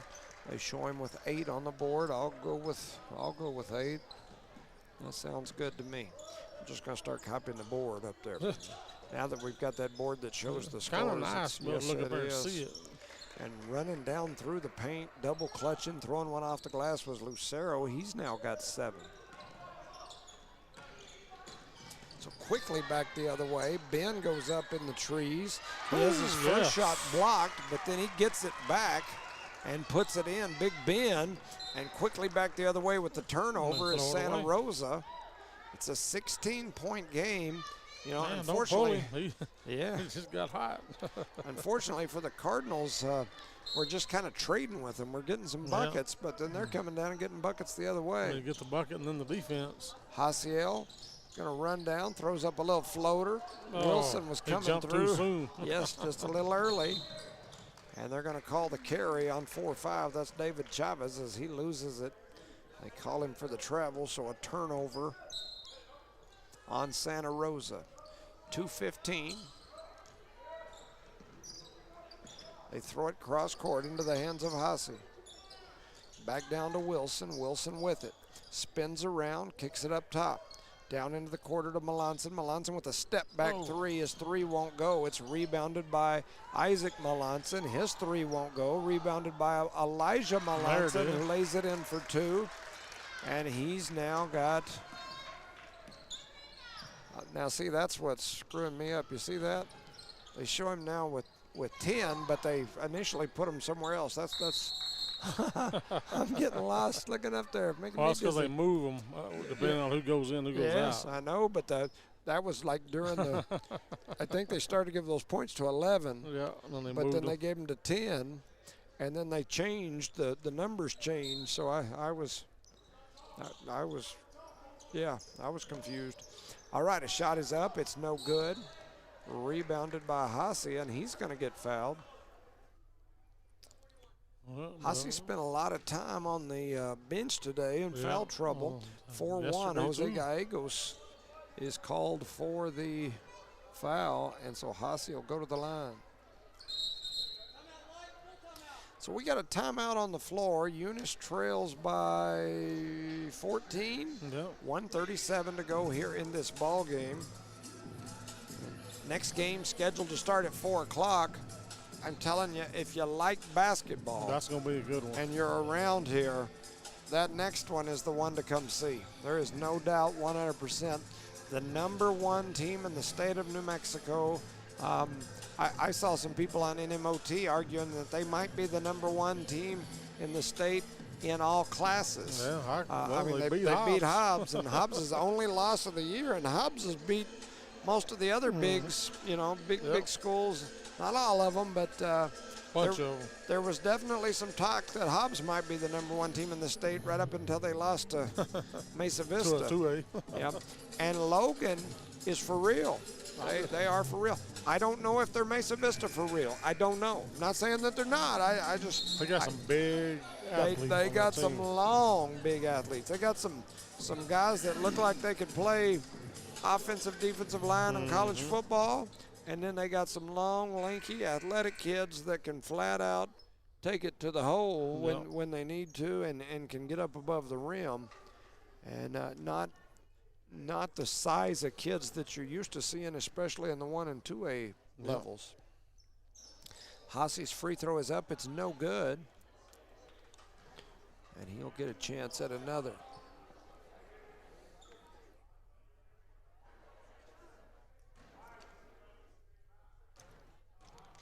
So Hasi back to the line. Eunice trails by 14. That one is up, and it is good. Hasi makes the second.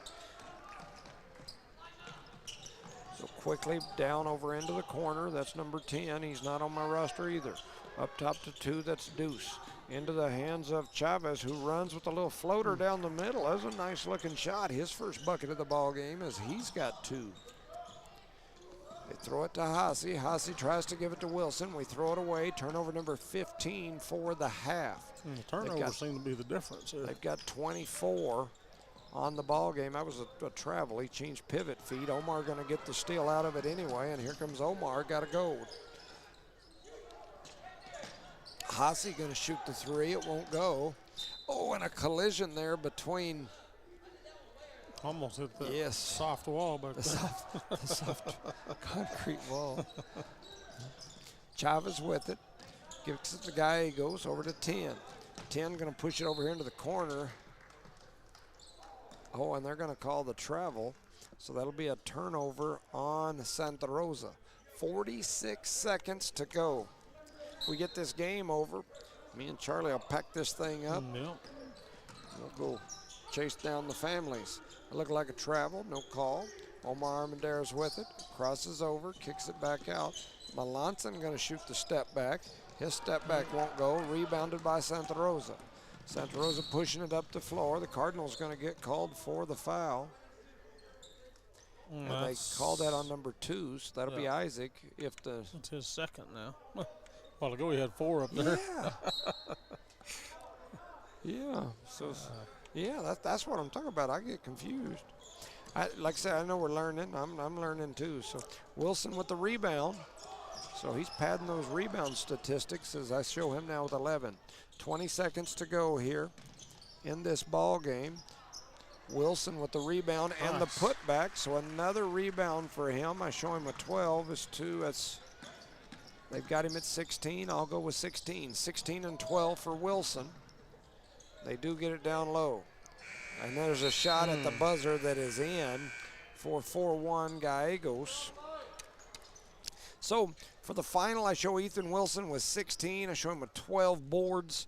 Looking around down here, I believe my number's probably not going to match theirs up there, but Elijah Melanson with 10. Isaac Melanson, I've got him with 9. Haciel with 5. Omar Armendariz with 5. Ben Oliveras with 2. Said Haciel already. Looking over at the other side, man, I'll probably butcher his name. Lachlan Ross. Young man, I show him with 22 points. What a game by that young man. He could flat out play, could stroke it. He had 5 3-pointers in the game. Preston Muniz with 9.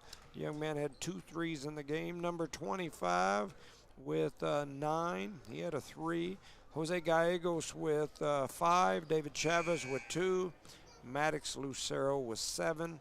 And number 2, I nicknamed him Deuce with 3. So that is the end of the Cardinals portion of this tournament. Here in just a few minutes, you'll have Logan and Mesa Vista. We are not covering this game. No. My understanding is that Logan schools have a broadcast that'll be covering this game, and they will. So Lachlan Ross is going to be selected as an all-tournament person for Santa Rosa. And for Eunice, our boys division all-tournament team is Elijah Melanson. Elijah Melanson for the Eunice Cardinals. All right. Elijah continues to stack up awards and everything. Yeah, for sure. So once again, this next game should be a good one. My understanding is you can also watch it on the Huddle Live or whatever. I don't know anything about Huddle Live. Never watched a game on Huddle Live. Don't know anything about it, but I saw where they had posted that you could watch it that way. So we won't be broadcasting. So for Rosendo Caballero, for Evie and everyone back at One Radio Square, Charlie Fairbrush, I'm Jimmy Jones.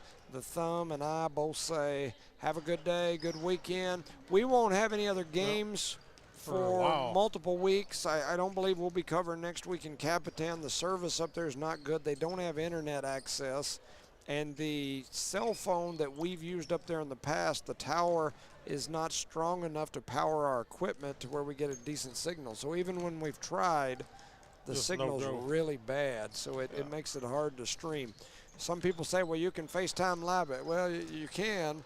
And I know for those of you at home, you get to see it that way, but it's not powerful enough to the signal's not good enough to run through our equipment. On a cell phone, I guess you can do it. It works. I'm not an IT guy. I don't understand all that. I just know for whatever reason it doesn't seem to work. Right. So with all that said, we're going to step away. We appreciate you listening. We'll see you next time. Have a great day, everyone. Good night, everybody.